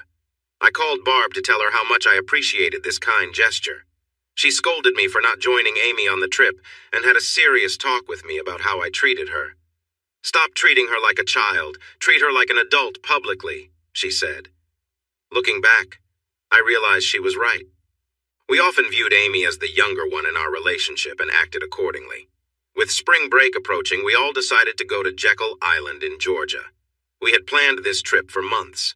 The place was beautiful, and back then it was quite affordable. Amy was saving her tutoring money for the trip. She was incredibly excited, especially since she had never seen the ocean. Then, 2 weeks before we were supposed to go, Cece announced she couldn't make it. Amy pleaded with her and begged her to change her mind, but Cece insisted it was a family matter and she just couldn't go. I was frustrated and decided to have a serious talk with her. "Cece, this is all Amy has talked about for months. Why can't you honor your promise to her?" "We're going. with or without you. If you choose to not join us, that's your decision, but we are moving forward. She was upset. Why can't you see? I have to take care of my family. We can always go another time. Cece, I thought we were your family too. It seems like what your dad wants always comes first. Now I'm helping Amy with some tutoring, and then we will finalize our vacation plans. Things became tense between Cece and me, and Amy found herself caught in the middle again. Amy even suggested we postpone the trip, but I lost my temper. You can decide what to do, but I'm going, even if I go alone. You choose. Cece watched as we packed the car. She still had 2 days before she needed to go home. Please don't go, she said. I'll make it up to you. Amy gave her a gentle kiss on the cheek and turned to me. Ready? I followed her lead and kissed Cece too. Ready? I tried one last time. You know where we'll be. Enjoy your vacation. She didn't respond as we drove away. For the first hour, Amy was quiet, but as we headed further south, she became more cheerful. She even let me drive her car for the first time, making me promise to keep it a secret. It was a 12-hour drive to the island. Once we settled in, Amy insisted we walk on the beach. The moon was shining brightly, and she stepped into the water. I noticed she had tears in her eyes, but I said nothing, knowing they were tears of joy. It's so beautiful, she whispered. That night we cuddled and fell asleep quickly. To my surprise, Amy woke up first and brought me coffee to start the day. I felt happy and grateful. Thank you. For what? I asked. For encouraging me to take this trip. Now let's grab some breakfast and go to the beach. We spent our days relaxing on the beach, playing in the ocean, and even saw dolphins. One time, off in the distance, a whale surfaced. We visited a water park where she lost her top on a big slide. An attendant reassured her it happened often, but she was quite embarrassed. She even convinced me to join her on a half-day fishing trip. I worried we might feel sick at sea, but after a little while, we were fine. Amy caught many fish, and she proudly shared the photos when we returned home. She always carried a small camera, which is why I have so many memories from that time. One afternoon, I was resting while Amy felt restless. She went to get some snacks and drinks. When she returned, she was wearing her bikini top and shorts. What's that smile about? Are you thinking something funny? She asked. A pretty girl in a bikini driving a car. It's a nice sight. Why wouldn't I be smiling? She kissed me, opened a couple of drinks, and settled next to me. Just as I was enjoying our good time, a black car pulled up. C.E.! Amy shouted, rushing to the car. It was Cece. They hugged and chatted excitedly. She hugged Amy back warmly. As they approached me, Cece smiled. Hi, Jimmy. Happy to see me? The hope in her eyes was touching. You know I am. If you can get Amy to let you go, I'll show you how much. The following days were filled with joy. Of course, they wanted to shop and returned with matching swimsuits. I noticed that as long as I was with them on the beach, people left us alone. But if I wandered off for a moment, a group of guys would gather around when I returned. I pretended to be a little jealous, which they both seemed to enjoy. And the closeness, wow. If I stepped out of the room when I returned, they were together. If one of them left, I would spend time with the other. We often joined in together. We really didn't want to leave. On the way home, I would ride with Amy for a while, then switch. I even got a chance to drive both cars. I had a serious chat with Cece during the ride. Graduation was coming up, and I asked her what she planned to do next. She hesitated, then opened up. My dad wants me to start working at one of his plants. It'll give me good experience and look nice on my resume. What resume?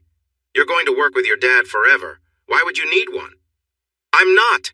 I want to start my own path, our own path. If that's what you want, why not look closer to home? With his connections, you could find a job anywhere. I promised him my first job would be with him. Ah, which plant will you be at? Stanton. Stanton was about as far as you could go while staying in the same state. So graduation is goodbye then? No, we'll still see each other. It will be like during the summer. We can be together every few weekends. Or you could come with me. I can probably find you summer jobs. She knew we had already signed up for summer classes. She understood we wouldn't go. When do you plan on telling Amy? Soon. You see to it. I want as much time as I can get to prepare her. It will be hard for her, you know. It's not the end. I promise. Why? Are we a backup plan? I notice you haven't mentioned marriage in a while. Are you ready to meet the guys your dad has in mind for you? She went silent. Please don't say anything else for a bit. I changed cars and Amy noticed I was quiet. What's wrong? Just tired. She held my hand for a bit, then leaned the seat back and fell asleep. Things felt more tense as graduation drew closer. Cece finally told Amy about her job. Amy cried on and off until graduation day. Graduation came. We cheered when she walked across the stage. There were hugs and cheers all around. Mom and Dad kept a close eye on her, reminding her to be safe at the parties. Her mom hugged Amy while her dad stayed quiet. We all celebrated, but the next week she had to leave. I knew in my heart it would be the last time we saw her as a close partner. Amy cried for 2 days before she left. She called every few days for about 3 weeks. We planned to visit her new apartment, but she suggested meeting in our old hometown. She said it would be more convenient for us all. We did meet, but it felt different somehow. Amy and I managed to see Barb while Cece dealt with family matters. She took us out for lunch. I hardly got a word in. She had married her partner. She seemed happy and content with her life. When she showed Amy a picture of a 9-year-old girl they were trying to adopt, they both cried. When you visit next time, you can meet your cousin June. She should be home by then. Tears began again for a woman who deserved to be happy. They teased me when my eyes got watery. She became very quiet when Amy mentioned Cece.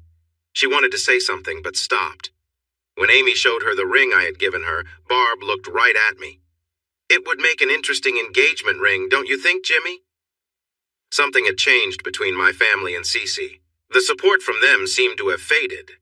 They still cared for Amy, though. Several times my mom and older sisters looked like they wanted to say something, but they held back. Cece seemed distant. The affection felt forced, just a routine. Amy noticed it right away. What's wrong, honey? You don't seem very happy to see us. I'm just tired. Working gives me a new view on how the world really works. I could see that she was avoiding the truth. So, CE, made any new friends yet? Does everyone treat you nicely because your dad runs the place? She looked a bit uncomfortable. Just people from work, and yes, many of them are nice to me. I understood then. Amy was quiet on the way back. I knew I had to tell her, to prepare her for what was happening. She's leaving us. Deep down, you know it's true. She didn't argue as much as usual. She's just tired. She'll be fine in a week or so. She called once in 3 weeks, then again after 2. Her calls were always short. She sounded so worn out. It was tough for her, and she wasn't enjoying it. Another 2 weeks passed. Amy was getting more anxious. The new school term was about to start, and suddenly I really wanted to talk to Cece. I called her workplace, and they said she had left early. I tried her home twice. The second time, a man answered. Hello? I'm sorry, I must have the wrong number. I hung up and called again, but it was the same voice. Sorry, I must have written it down wrong. Is this 5,355,353 inches? You have the right number. Who are you trying to reach? Cecilia Morgan? Yes, that's the right number. You must have been the one who called earlier. She let it go to the answering machine. She was going to call you back. We were busy just then. She's in the shower. Want me to have her call you back? His cheerful tone felt too casual. No thanks. Just have her call Amy and tell her the truth, and that Jimmy said goodbye. I decided to take a long bike ride. She didn't have the decency to call Amy, and 2 days later when we got back from class, all of Cece's things were gone. The ring I had given her was sitting on the kitchen table with a single-word note. Sorry. The next morning I was in my office thinking about the mixer from the night before when my office phone rang. Hello? There was a few seconds of silence. Though it was always love divided, it was never love denied. It was a line from a poem I had written, Song from the Purple Turtles. I didn't say anything. I knew who it was. After a few moments, she said softly, You could have told me. Told you what, CE? Everything. That you were the dean of the English department, that you were married to Amy, that you were the J.G. Wilson. Wow, that sounds rather grand, doesn't it? When my book came out, there were 4 other writers named James Wilson. I'm the only one with the middle initial G, so they used my initials to tell us apart. Yes, I was a writer, but I didn't focus on novels. I mostly wrote essays, poems, and a few well-received short stories. Over the years, I grew as a writer, starting with the university magazine, progressing to a few regional pieces.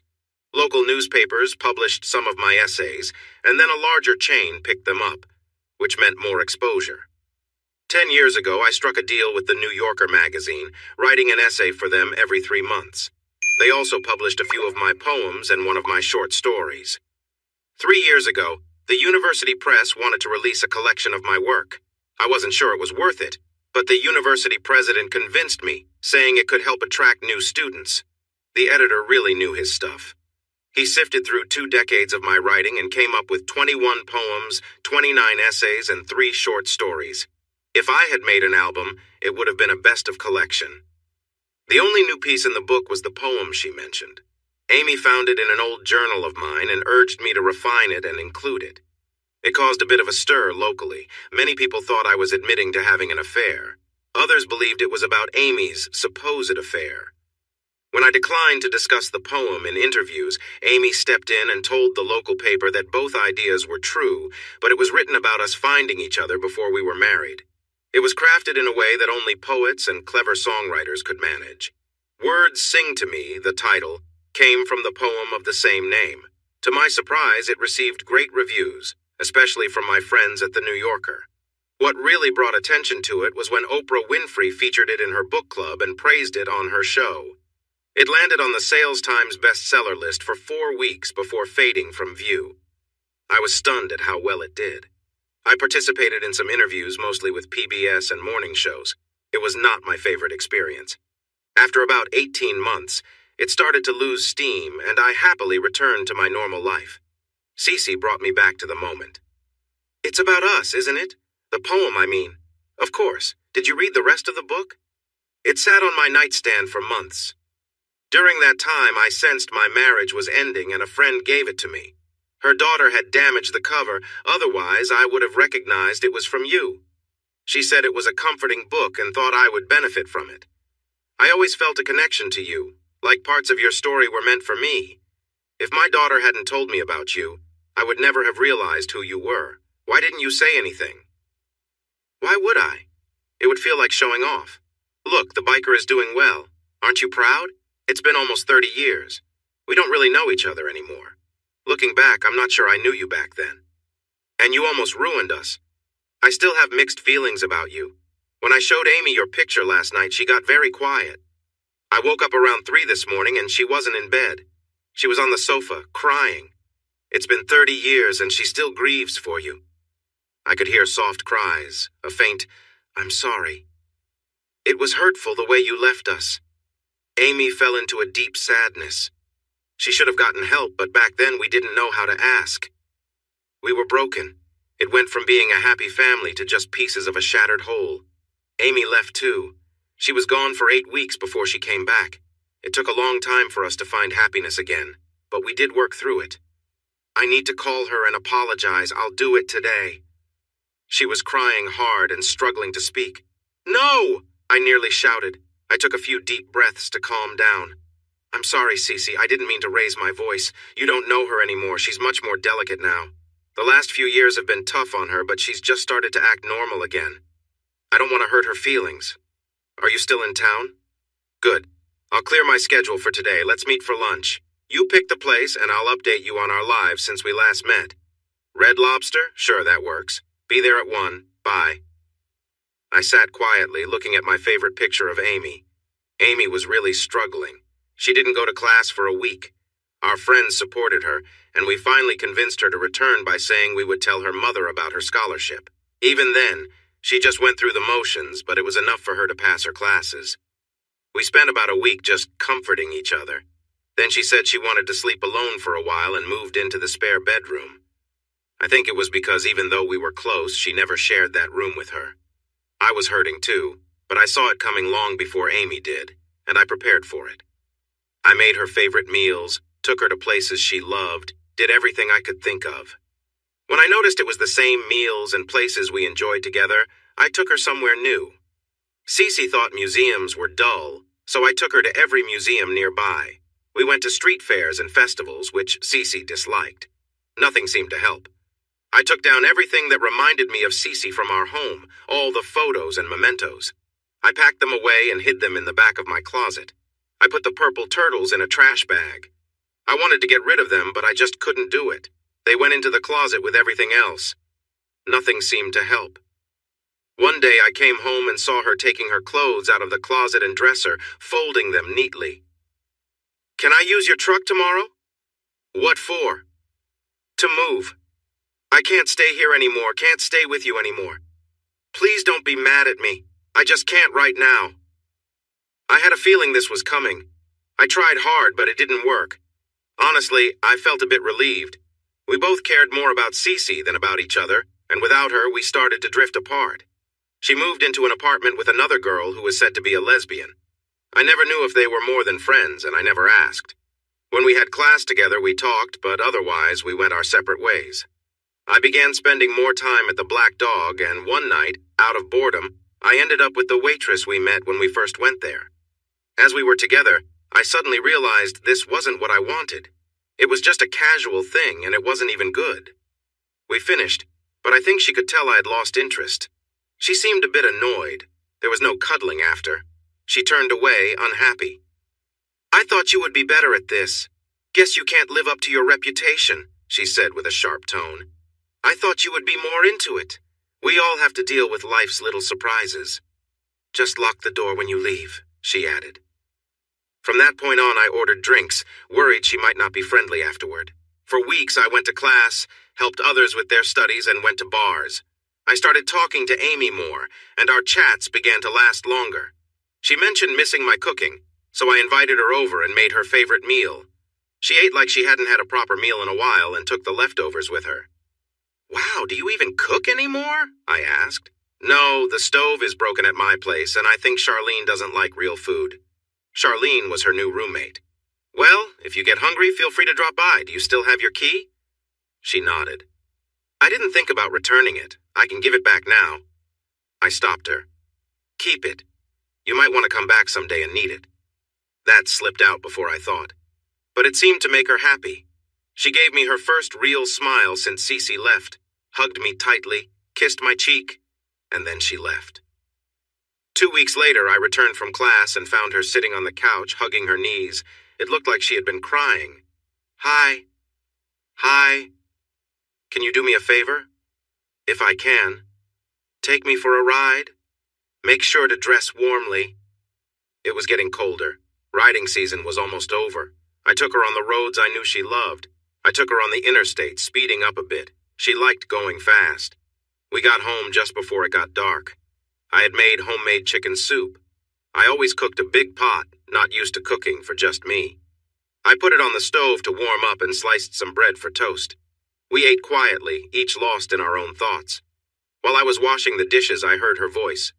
"Can I come home?" I didn't turn around. I just kept rinsing the plates. "Yes." "When? Is tonight too soon?" "No." I heard the door slam and then some knocking. She had locked herself out. When I opened the door, she was pulling a big suitcase. I helped her bring it inside. "Which bedroom?" I asked. "Ours." We prepared for bed quietly. She was already in bed when I got there, and she folded back the covers for me. I slipped in and wrapped my arms around her. It started with a little sniffle, then turned into loud sobs. I held her close, trying to comfort her. Eventually, she calmed down, moving from sobs to hiccups. "I love you," she whispered, falling asleep. She slept for 10 hours, waking up only when the smell of coffee filled the air, as usual. We were careful and gentle as we rediscovered each other, both mentally and in the little moments we shared. We learned new things about one another and fell more in love once again. She began to decorate the apartment, making it feel like ours.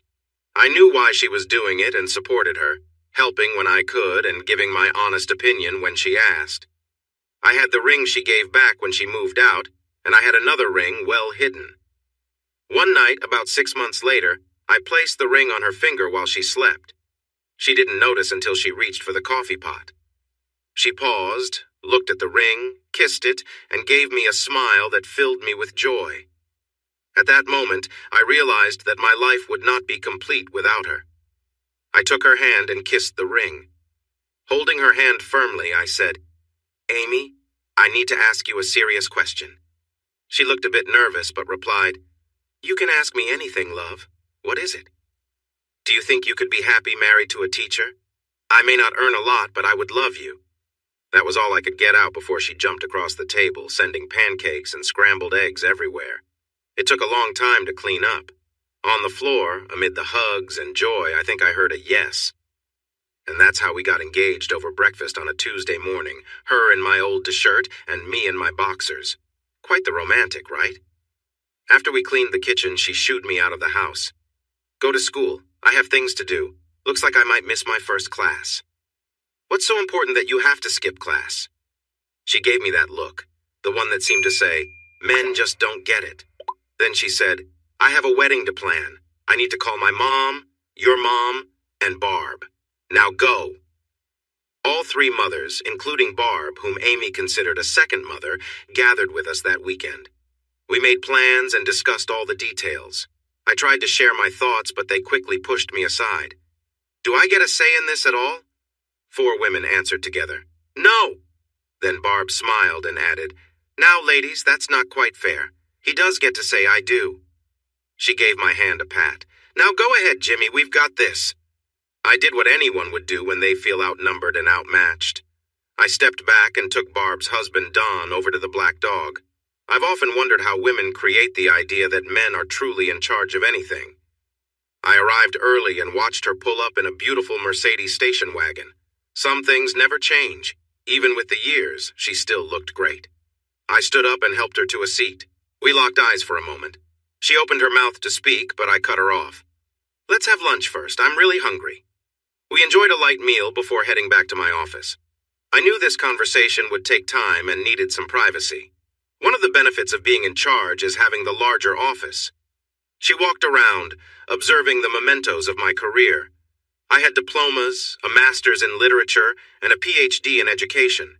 There were awards for my teaching and writing, certificates from community groups for my contributions, a copy of the New York Times when my book became a bestseller, and a photo with a note from Oprah thanking me for my signed book.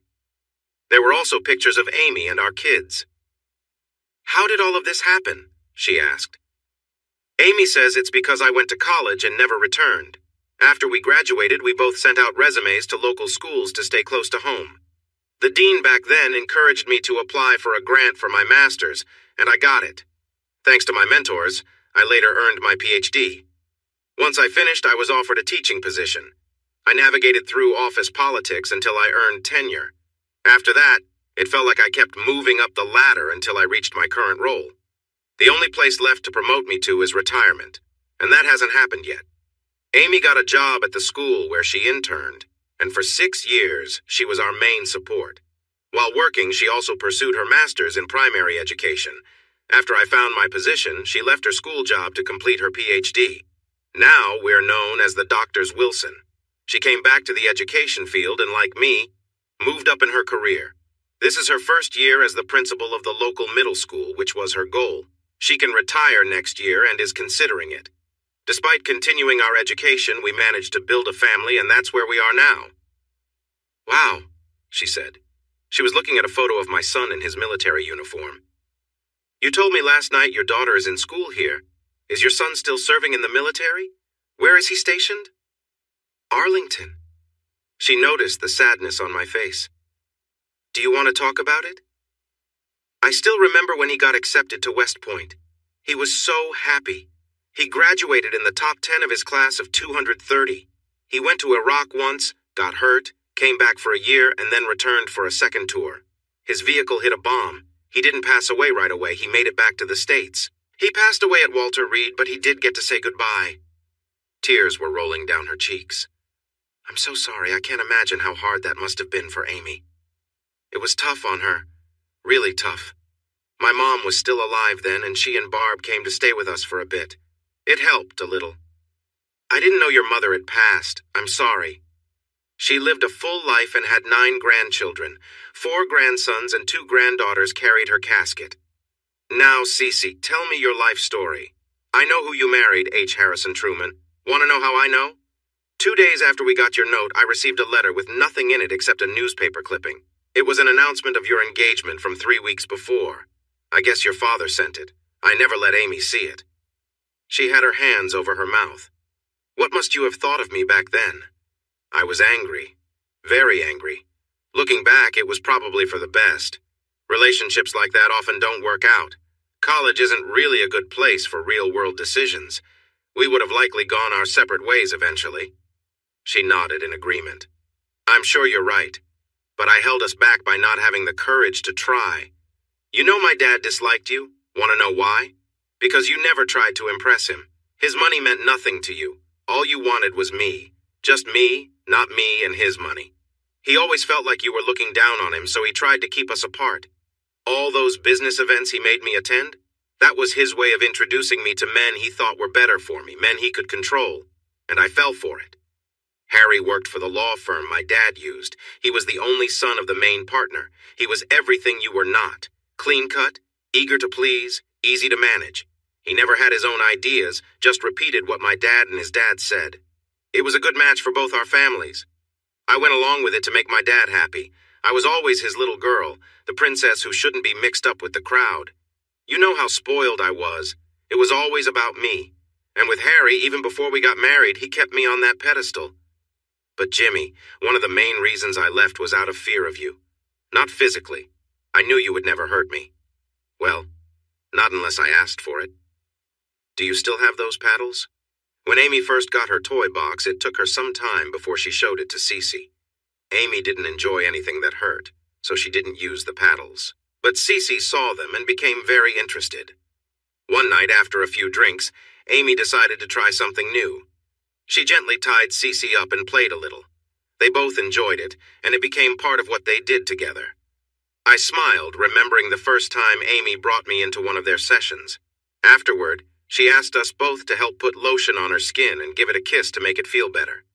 We kept her tied up for a while, and between our time together and the toys, she was quite happy for hours. I was afraid of you because you were the one person I could never really control. You were kind to me and put up with a lot just because you cared, but there was a line you wouldn't cross. With Harry, I was in control. If I wanted some intimacy, I would say so, and if I didn't, there were no complaints. You would sometimes come home, take my arm, and bring me to the bedroom. Other times, you'd just take me wherever we were.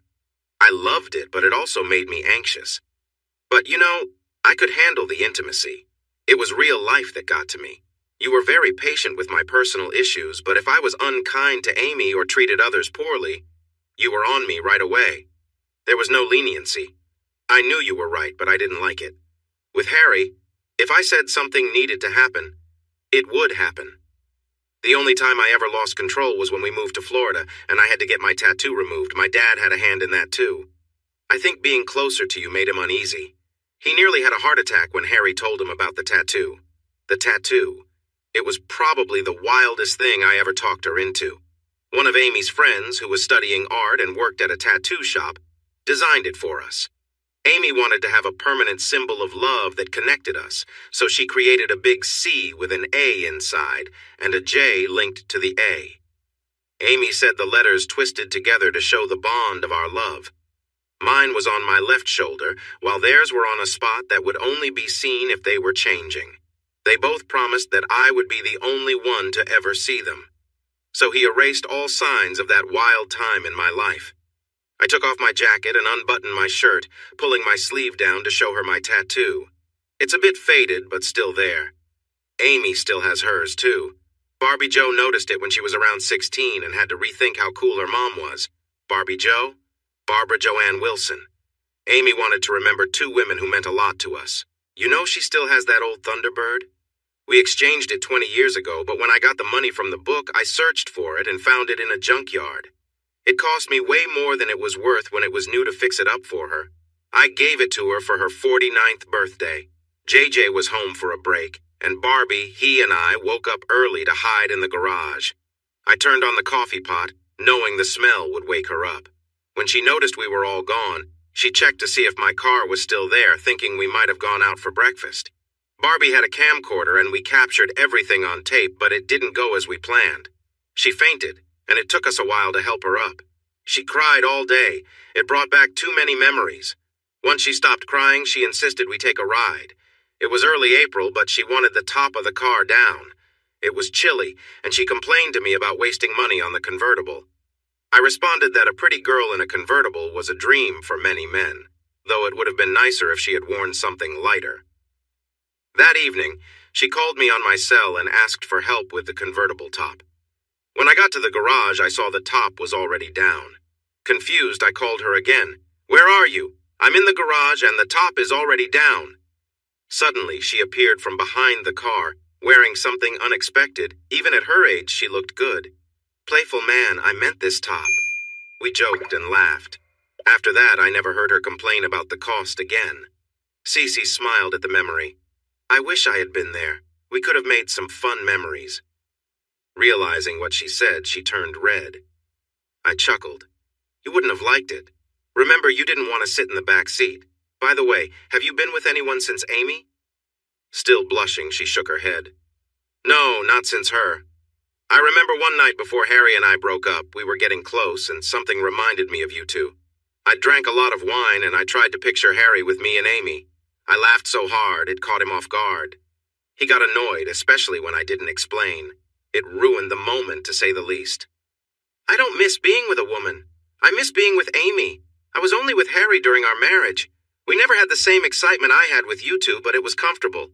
We had 4 kids. The 2 oldest are married now, and I'm a grandmother. My daughter is with me, and my youngest son is in prep school in Virginia. My nest feels empty. It wasn't a bad life. Yet through the years, I would think of you and Amy and what could have been, and it would make me sad. An awkward silence filled the air. Let's change the topic. You mentioned Amy was having some issues recently. Is she doing better now? She's much better. It was related to work, and we almost didn't pull through. We had a brief separation. It started just before JJ passed away. She became moody and unfocused. She didn't want me to touch her anymore and began sleeping in his old room. After we got back together, we learned it was early menopause. Unfortunately, she also suffered from depression, something the doctors said went all the way back to when you left, which led to her leaving me. When we lost JJ, she started to fall apart. She became sure that I was being unfaithful. Her behavior changed. It was bordering on harmful toward me. She never directed any of that anger at Barbie, but she stopped inviting friends over because she was scared that her mom would get upset. Things got so tough that Barbie spent the summer with Barb. I was relieved when it all reached a breaking point. I was working part-time at the Black Dog. Amy was on summer break, and I had taken some time off to be with her. I got that job mainly to get away from home. One night, I had to kick out a drunk customer, and later that night, he and 2 of his friends attacked me. Maybe I was slower than I used to be because they really hurt me. I had a hurt jaw and a hurt shoulder. I spent the night in the emergency room. I tried calling, friends tried calling, even the police called, but she never answered. I finally got home at 6 in the morning. She wasn't there. I was heavily medicated, so I just collapsed onto my bed. 4 hours later, I woke up to Amy yelling at me. She thought I had been with another woman and had gone out searching for me. We had gone to visit JJ at college and stopped in New York to see a Yankees game on the way home. Barbie had gotten a little wooden bat as a souvenir. She grabbed it and started hitting me with it. She broke my nose and hurt my face. In the struggle, I got the bat and pushed her away. For a moment, she seemed to realize what was happening. She covered her mouth and ran out of the room. I was in a lot of pain, but I didn't want to call for help and explain what had happened. Do you remember Todd, the officer? He married Flower later on. He was in charge of detectives at that time, but now he's retired. I called him, and when he saw me, he took me back to the emergency room. I ended up staying in the hospital for 2 days. Todd found Amy wandering in the park near our home and checked on her. I had to ask for help from everyone I knew to keep her out of a mental health facility because it would have ruined her job. The agreement was that she would get help immediately. I had no choice. I filed for legal separation and insisted she meet me at the lawyer's office. I asked Todd to make sure she had a lawyer to protect her interests. It was a really tough experience. She was crying and pleading for forgiveness. I knelt down to get her to focus. Amy, look at me. We need to do this. Your lawyer will go over everything, but this is necessary. The separation will last for 12 weeks, and we can only communicate through email. You must have a medical checkup and a mental health evaluation. You'll see any recommended specialists as soon as you can. I will get updates every week, and if you refuse to follow your doctor's advice, it could lead to divorce. Remember, please don't try to contact me except by email. I care about you, Amy, but I'm scared to be with you right now. Her mom came to stay with her. Flower and a few of her closest friends took turns visiting her home to help her mom out. I didn't receive an email the first week. I called my lawyer on the Tuesday of the next week to start the divorce, but he suggested I wait until Friday while he looked into things. On Friday morning, I got a message from her apologizing for being late in responding. She had been to our doctor and 2 specialists. The following week brought 3 emails. One was from a specialist helping her with menopause, another for depression. She mentioned she was taking medication, 3 new prescriptions. The third message was directly from Amy. She apologized for how she treated me and asked for the time she needed in her recovery. She also said she loved me. In the next 3 weeks, her messages were more positive, saying how much better she felt, but they always ended with an apology. I began to feel hopeful. Her doctors were sharing good news, and her friends told me she would smile more often. Her emails got longer and felt more personal, filled with memories of happier times. Barbie Joe returned and supported what I had been hearing. Then, in the 9th week, she came to me in tears with a handwritten note from her mom. I still keep that note. Dear husband, I know we agreed to only communicate through email, but this message is too personal. Please forgive me for this, but I think you will understand once you read it. One of my doctors found something unusual in my blood work and scheduled more tests. I met with him last Friday and struggled over how to tell you, but I feel you need to know, and I have a favor to ask. My thyroid isn't working correctly. The doctor can explain it better than I can if you speak with him. This issue caused my early menopause and is upsetting my hormones. I need surgery to address it, and it is planned for next Thursday. Now, the favor. While the surgery itself isn't life-threatening, the doctors found a growth that must be removed. It is near my vocal cords. The surgeon is confident he can take it all out, but there's a chance I might lose my ability to speak. In the spirit of the love we've shared, I'm asking you to be with me before the surgery. I want the chance to tell you that I love you one more time, just in case. Please, Jimmy, I'm asking you. Amy. I cried as I remembered. She didn't say a word, just hugged me tightly. Of course, I went home right away.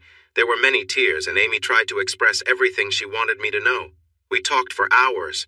On the morning we were headed to the hospital, she handed me a packet saying it was just in case. I opened it months later. It was a CD of her voice. She had recorded a message for every day of the year, including holidays. I had one of my assistants help me program it into my computer.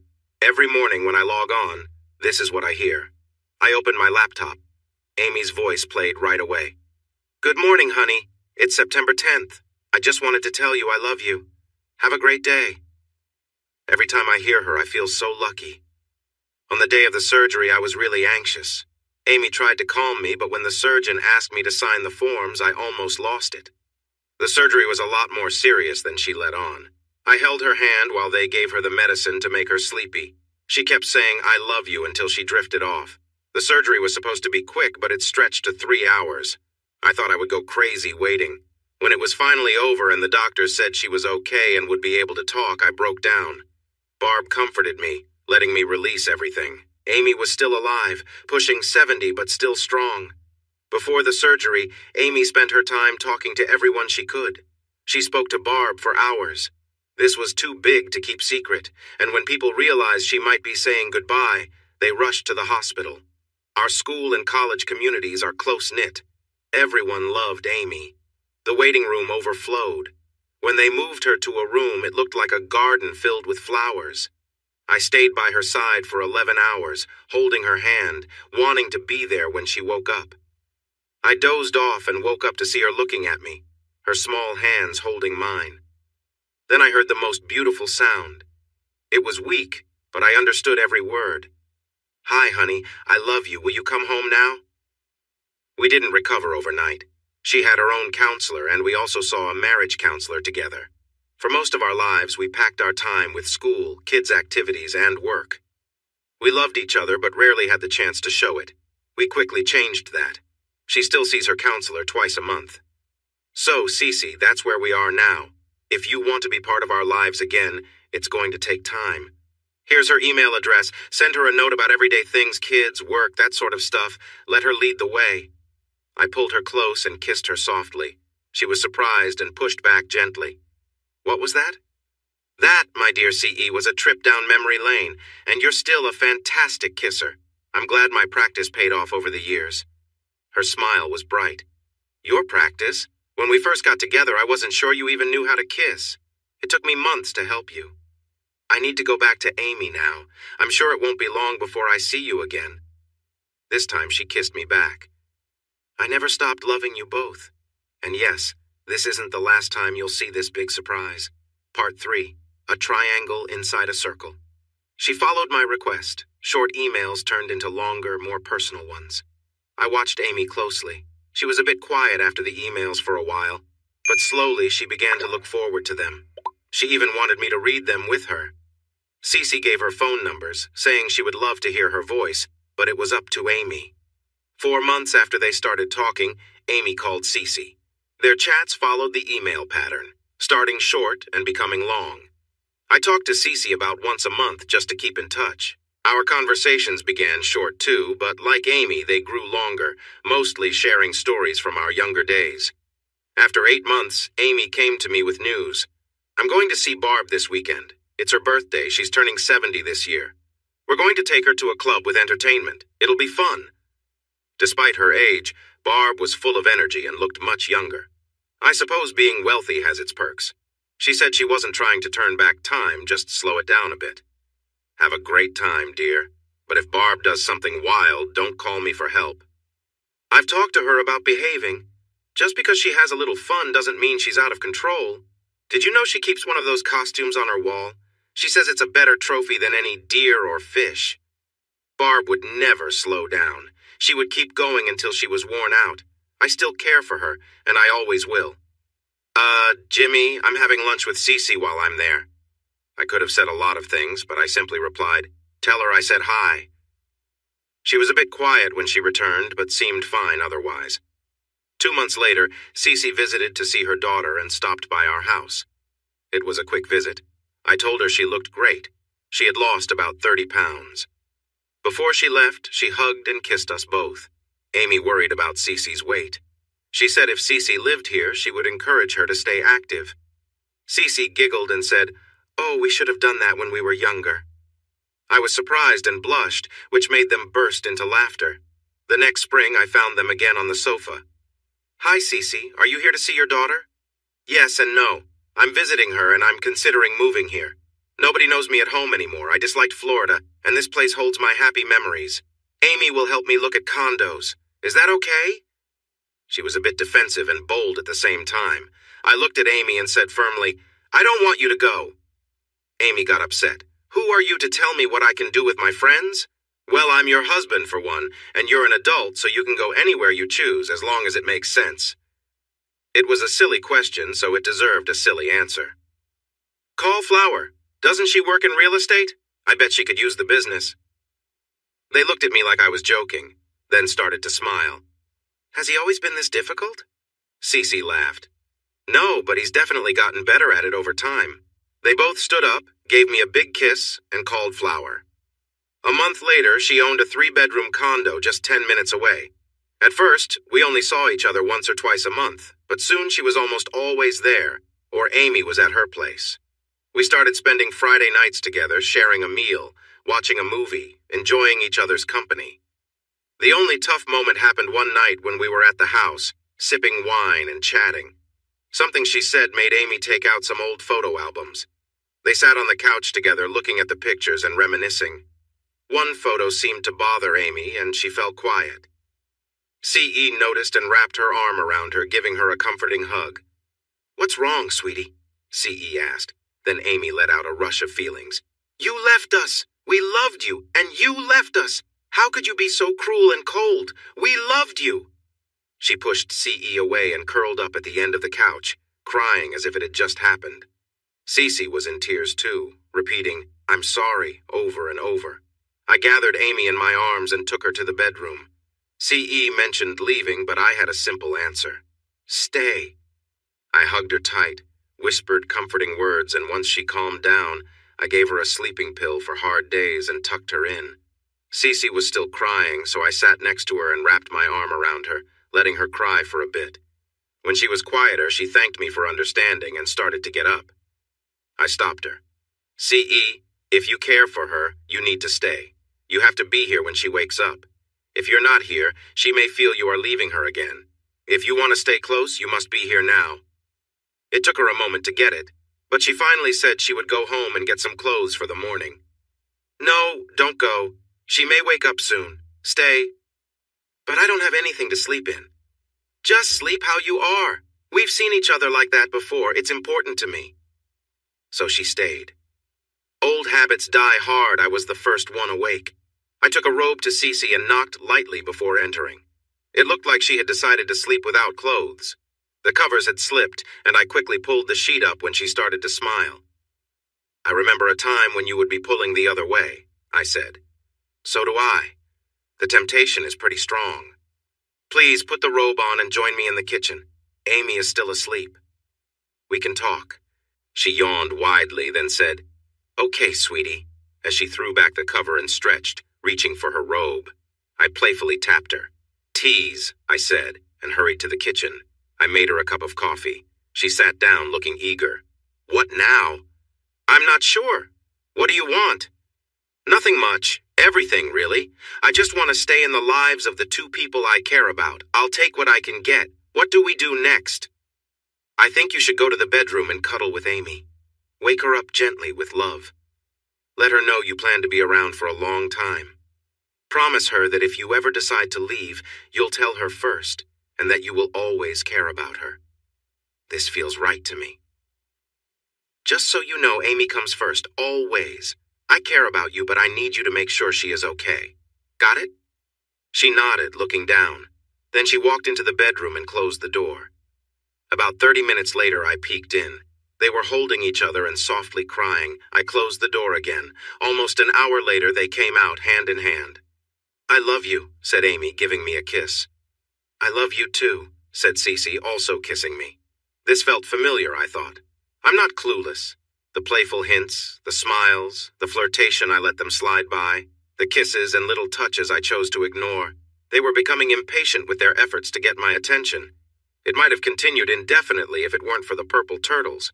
I still had them, unable to let them go. I still had Cece's ring, too. I thought about these items for a while before bringing them home to show Amy. She hugged them tightly and began to cry. They had been stored away for years, worn and faded. The ribbons were old, and her ring needed polishing. Amy took the ring to get cleaned. She restored the turtles and replaced their ribbons. One evening, things changed. It was just a regular Thursday, not a holiday or weekend. There was a note on the door. "Please come to the bedroom." They were on the bed together, holding the turtles. "We've been trying to show you we care for months. Please let us in. If it doesn't work out, we can talk about it and still be friends. I've missed both of you since I left." Cece was near tears, almost pleading. Amy joined in. "Please, Jimmy, we both want this. We haven't touched each other yet, and we won't unless you are with us. But we want a sign from you if you agree. The ring is on the nightstand. Place it on her, tell her you love her, and then come to bed." Without thinking twice, I slid the ring onto her finger. "I love you, Cece. I always will. Is there space for me too? Just know I'm not as young as I once was." They both laughed. Amy handed me a small blue pill. "I've done something silly, Jimmy." I told our doctor a little fib, saying you were having some minor issues. He gave me a pack of 3 pills. I hope that lasts until Monday. They were both pulling at my clothes. As I lay between them, I smiled. Here we were, 3 parts of a lovely triangle, surrounded by a circle of friendship. Would we last? Who knows? But we would care for each other as long as we could with all our hearts. Leaning on my cane, I looked down from the mountain into town. My home for over 60 years. My daughters respected my privacy, waiting patiently by the car. Only one is my biological daughter, Barbara Joanne. The other is my stepdaughter, Amy. They bring me out once a month for a short visit. It makes them sad to know they won't have to do it much longer. I am 83 years old now, living in a small apartment at an assisted living center. They bring me my meals and check on me from time to time just to be sure I'm okay. It's nice, but it doesn't feel like home. It feels like a waiting place, reminding me of an old British sitcom called Waiting for God. It won't be long now, I welcome it. The mix of medications I'm on dulls the pain, but it gives me peace and time to remember. I still clearly remember the first night we welcomed Cece back into our lives. It was slow and careful, exploring and appreciating what we had once shared. It wasn't the passionate nights of youth, but it was mature love with all its layers. Thanks to the pill Amy got me, I felt up to the moment. Like always, I was up first to make coffee. Amy followed closely behind me, and as we sat sipping our coffee and thinking about our new life, Cece made her way to the table. After a second cup when everyone was awake, I asked the obvious question. What now? Amy took charge. Cece was about to learn she wasn't the only one involved anymore. First, we need to reconnect. You're not just moving in, Cece. We still need to get comfortable with each other physically. Emotionally, there are some feelings left over from our breakup, especially between you and me. Jimmy can tell you that I have my own matters to resolve that don't involve you. So we'll talk, and then we'll talk some more, and we'll keep caring for each other. Another moment of silence followed. Then Cece surprised us with a suggestion. Can I at least buy us a bigger bed? Laughter filled the room just like old times. I still had to go to work, so off I went while the girls made plans for our new lives together.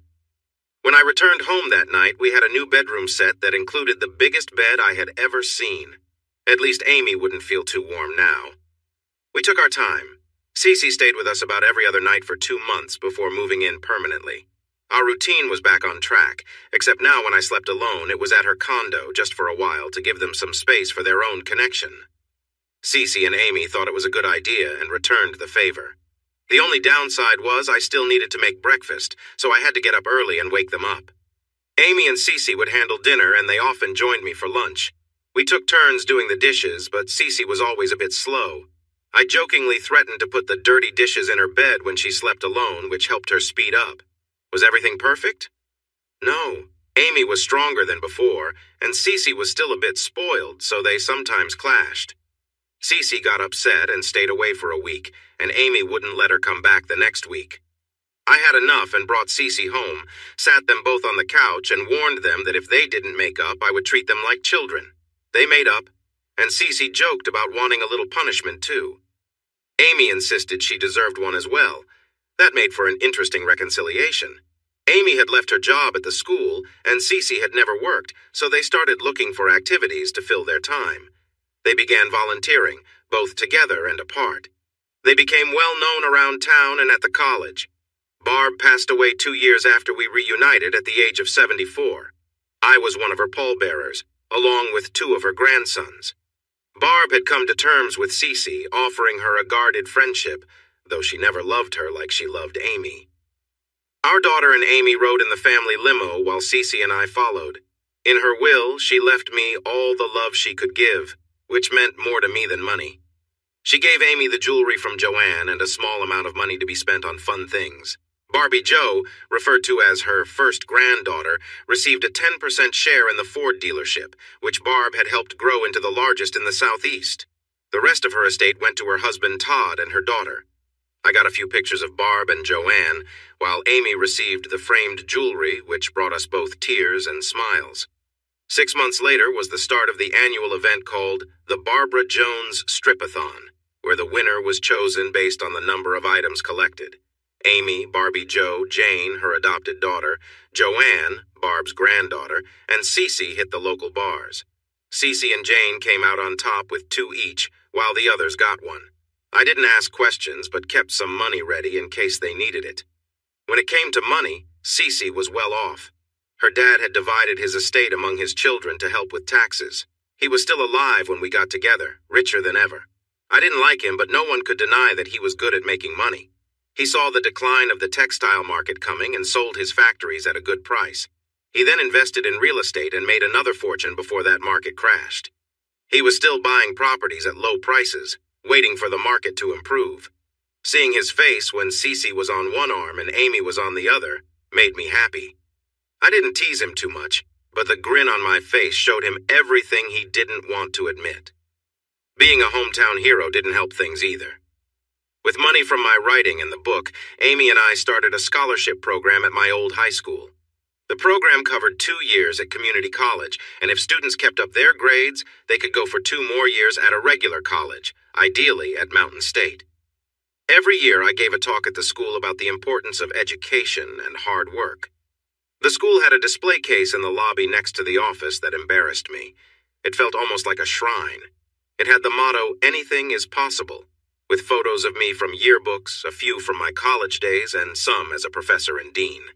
In the middle was a big picture of me in front of my old motorcycle, wind blowing through my hair and beard. Underneath there was a copy of my book. Years passed, and the girls started suggesting I retire. I wasn't sure until we got a new president. He was ambitious and wanted to make a name for himself. By then, everyone in our community knew about my personal life. We didn't show it off, but we didn't hide it either. Honestly, no one seemed to mind. Cece's daughter got one of those small scooters that were popular. Amy tried it and loved it. Soon, both girls were shopping for scooters. I insisted they get ones with at least 150 cc's, something strong enough to keep them safe. Before long, they were a common sight, zooming around. I warned them that I'd take the scooters away if they kept being reckless. One day, the president called for a meeting. I thought it would just be the usual introduction that department heads have with a new leader. After the usual kind words, he surprised me by asking, "Isn't that your wife and her friend I see around town on those small scooters?" "Yes, sir, but technically they are scooters, not motorcycles." He then asked, "Do you think it's proper for someone like her, the wife of one of our most important deans, to ride around like that?" I never thought about it. His surprise was clear. They're small, easy to handle on city streets, and very economical. Besides public transport, they're perfect for getting around the city.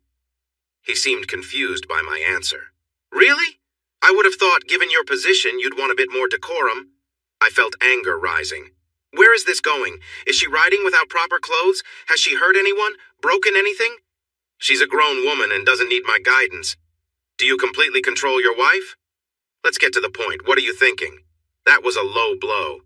I knew he had just gone through a divorce, and his ex was very open about why. She claimed he was too controlling, believing women should have no say or thoughts of their own. According to her, he wasn't very loving and often acted foolishly, and those were her kinder words. He blushed at the mention of his ex-wife. "Of course, you should control your wife. And are the rumors true that you're living with another woman while still married? Not a great example for young people, don't you think?" "Let me set the record straight, Mr. President. My living situation is not your concern. What I do outside of these walls is not your business. If you have evidence of me harming young minds, bring it forward. I have one of the top departments at the school, and many enroll just for that. If you don't think I should be here, then fire me. Otherwise, stay out of my personal life. Do we understand each other?" I thought he might really lose his temper. He knew he couldn't fire me without a solid reason, and he didn't have one. The fact that I didn't bow down to his expectations did not seem to register with him. "I'll use the morals clause. You'll be out of here so fast it will make your head spin. Don't ever speak to me that way again." I couldn't help but smile. He was getting loud, so I raised my voice in response. "Go ahead, make my day. Use the morals clause. I've got a great lawyer who loves these kinds of challenges. I know 3 of your professors are living with students and 2 more are involved with others. Go ahead and dig into that. When it comes down to it, all you can show is that a longtime friend lives with us." "Are we done here now?" He was struggling to form words. "I thought so. See you later." I admit I may have gone a bit overboard. Retirement crossed my mind, and I decided it was time. I went straight back to my office and began the retirement process. When word got out, it caused quite a stir. He had left his door open, and his secretary and some staff overheard everything. I received a call from the president of the college system, the top leader. I had met him a few times, and we got along well except for his insistence on wanting me to transfer to Central, his alma mater. "Is it true? Are you retiring? Think about it. We really need you. If it's just a change of scenery you want, I can arrange that." "Thank you, but it's time to let the younger generation take over. I'm happy to step aside and give someone else a chance. We have some really good people here, and more spread throughout the system. I'm in the middle of writing my first novel, so I'll have plenty to keep me busy. There were a lot of nice words, many goodbyes, and both private and public parties for me. Everyone at the school knew about the little disagreement that led to my retirement. So many came to celebrate. The president of the university system was there, likely hoping to convince me to work at Central. At first, Amy and Cece were upset. But when I reminded them that they had been urging me to retire for a while, they decided to just enjoy the moment. They got a bit of payback at the dinner. Wearing matching dresses, they stayed close to me during the event and surrounded me at dinner, showering me with hugs and affectionate gestures. In my speech, I thanked my past and present mentors, the people who helped me become a better educator over the years. I managed to add one final note. Most of all, I want to thank my wife by law, Amy, for being there for me all these years with her love and guidance, and my wife in spirit, Cecilia Morgan, for helping me grow into the person I am today. I love them both dearly. Everyone, just know that I will miss you all. It has truly been a joy to have you as friends.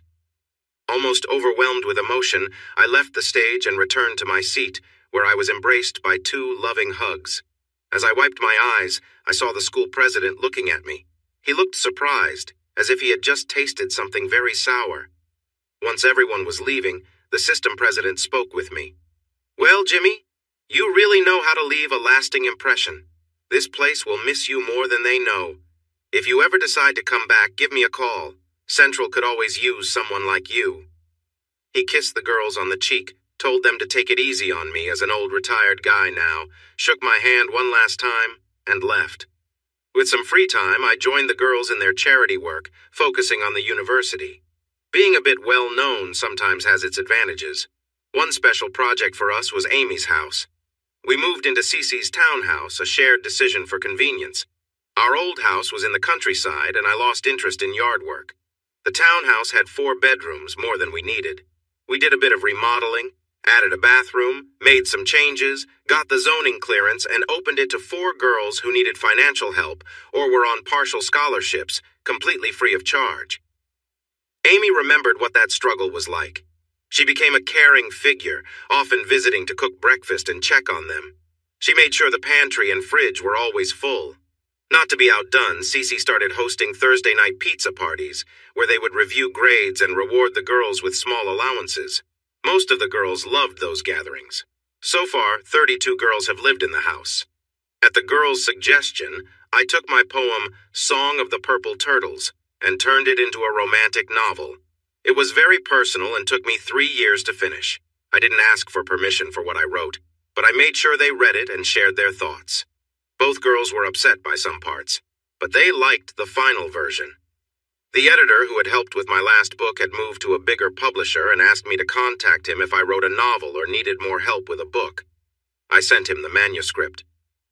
Remembering that I didn't like to travel for my last book, he came to visit me with a contract. Following his advice, I had my lawyer look it over, and I got an agent. After some more editing, it was published. It did really well. They wanted to make a deal for more books, but I wasn't sure I could write another, so I said no. Cece and Amy created the cover design, and I insisted it be used or I wouldn't sign the contract. The cover showed Amy and me at a New Year's Eve party from long ago based on a newspaper photo. The only change was that Cece was shown prominently in the background. When the movie rights were sold, I made sure to have a say in the script, worried it might turn into something inappropriate.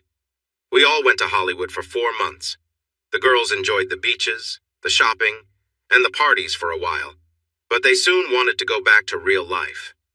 They left a month before I did, which was hard for all of us. I flew home every weekend. The scriptwriter did a great job, and the director, a rising star, treated the book with care.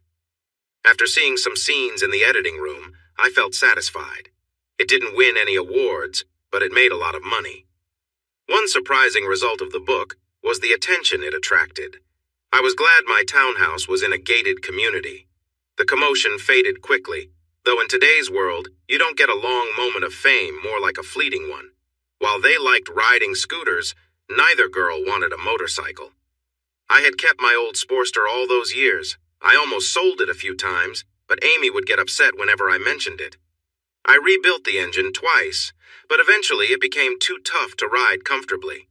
We bought a series of bigger and more comfortable bikes. When Cece came home, we had an Ultra Glide, which was a really nice ride. It got tricky because both girls wanted to ride, so I ended up going on the same trip twice. They did some research and came up with a solution. I came home one day to find a brand new bike in the garage, complete with a sidecar. Both girls were watching from the window, and when I started it up, they ran outside with helmets, handing me mine. It took a little time to adjust, but soon it became normal to see us around town, with Amy riding behind and CE in the sidecar. Just after my book was published, we took on a new role, bar owners. The Black Dog had changed hands 3 times, and each owner had done a worse job than the last. When the current owner got into trouble with the tax office, he decided to sell the bar to avoid serious consequences. We bought it for a great price and remodeled it, trying to keep the spirit of a neighborhood pub. Todd, who had retired from the police force, was feeling bored, so we convinced him to manage the bar. Many regular customers had stopped coming due to poor management, but they returned once they heard the bar was under new ownership. It became so successful that we opened another bar near the campus and called it the Black Puppy, aiming to attract the college crowd. It was a big hit. We continued this way for years, enjoying our time together. When I turned 70 after the release of my second novel, I was invited to give a commencement speech. After I finished, we found ourselves surrounded by family and friends. Many were former residents of Amy's house, along with great nieces and nephews, one of our grandsons and 2 grandsons of Cece. We never counted how many children we supported, but every bit of our help meant a lot. We began to slow down, which was just part of life, but Cece didn't like it. Amy would tease her about every new cream and lotion she bought, but I noticed that Cece used them too. One winter, Amy slipped on the ice and hurt her knee badly. She wore a brace for 2 months and went through physical therapy for 3, but she never fully regained the mobility she desired. When doctors suggested a small surgery that could ease her pain, she decided to go through with it. It was a quick procedure, just 30 minutes of surgery, followed by 6 hours of observation, and then we could take her home to recover. It was such a routine process that she told me not to come, as Cece could handle the transportation. But I had some free time, so we decided to take her, stayed through the procedure, and waited for her to wake up afterward. I was busy with the paperwork while Cece was getting her ready to leave when I suddenly heard a scream. I knew something was wrong. Amy woke up and was checked over before being cleared for release. The doctors told us to let her rest for a few weeks before starting therapy. While Cece was helping her with her shoes, Amy was happily chatting, playfully accusing Cece of looking up her skirt. Just as Amy was about to respond, her smile vanished and she collapsed back onto the bed. When she didn't wake up, Cece screamed. It turned out to be a blood clot that had traveled to her heart. They said it happened so quickly that she felt no pain, but we sure did. The pain was deep and overwhelming. We cried for days. Our children took care of all the arrangements. We said a private farewell before the funeral, honoring her last wishes. Her beloved purple turtle was placed in the casket. The ring I had made was gifted to me, along with a letter she wrote. It took me 4 tries to get through the letter. It felt so much like Amy. My dear ones, if you are reading this, it means I reach the end before at least one of you. Don't be sad. I want you to keep living. Our children and future generations will need your love and kindness. If you both outlive me, I have a few requests. Jimmy, marry Cece as soon as the time is right. That way we can truly be a family together. You know I wanted the turtle with me, something to hold on to while I wait.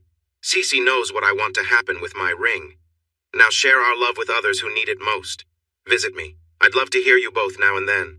I'll be waiting for you. With all my love, Amy. We made it through. We shed tears and threw ourselves into our charity work and caring for each other. 9 months later, we had a small wedding. Cece's daughter, named Amy, and my daughter, Barbara Joanne, were our witnesses. 5 years later, Cece passed away. She had always been a big woman, and after some time, her health declined. Her purple turtle was with her until I could join them. A year later, I fell and broke my hip, which made it hard for me to care for myself. Not wanting to be a burden to my family, I moved into an assisted living apartment. My kids and a few old friends visited often. When people learned I was a wealthy, twice-widowed, best-selling author, The ladies in the community made sure I had company. I could hear their laughter. Now I sit, surrounded by memories and medication. I can tell my time is coming both from how I feel and the care I receive from the staff. I'm ready, as I truly miss my girls. There was a big turnout for someone many had forgotten. The weather was cloudy and cool, but nice enough. Mountain View, high atop a mountain, overlooked a small college town. Children, grandchildren, great-grandchildren, and even 2 great-great-grandchildren gathered in front of the gravesite, remembering. It was actually 2 double plots purchased years ago by the girls. Only 3 were buried there, spaced out. Amy didn't like being too close to others. The largest stone in the cemetery stood tall, drawing the attention of visitors. It was a big triangle rising high. At the top were the letters C with an A inset and a J hanging from the crossbar of the A, all inside a triangle surrounded by a circle. It was inspired by a tattoo that those resting beneath it wore with pride. In the right corner was a carving of a turtle with a white ribbon. Below it was the name Cecilia Morgan Wilson, a loving wife to Amy and James. In the center was a similar turtle carving, but this one had a yellow ribbon. It read, Amy Johnson Wilson, a loving wife to Cecilia and James. On the left was a carving of a motorcycle with the words, James Looney Wilson, a loving husband to Amy and Cecilia. He was buried, as he wished, with 2 identical rings in his right hand. Finally, you made it. Shh, Cecilia, you were always so eager. Did you bring the rings, my dear? They're right here, waiting for you. Great, please put them on us. C.E., give me some space. You know I get warm. After exchanging sweet words of love, they settled in for their well-deserved rest. Hey, everyone! Thanks for watching. Don't forget to subscribe and turn on notifications so you won't miss any of the exciting stories we have coming up. What do you think about the characters in this story? Let us know in the comments. We'd love to hear from you.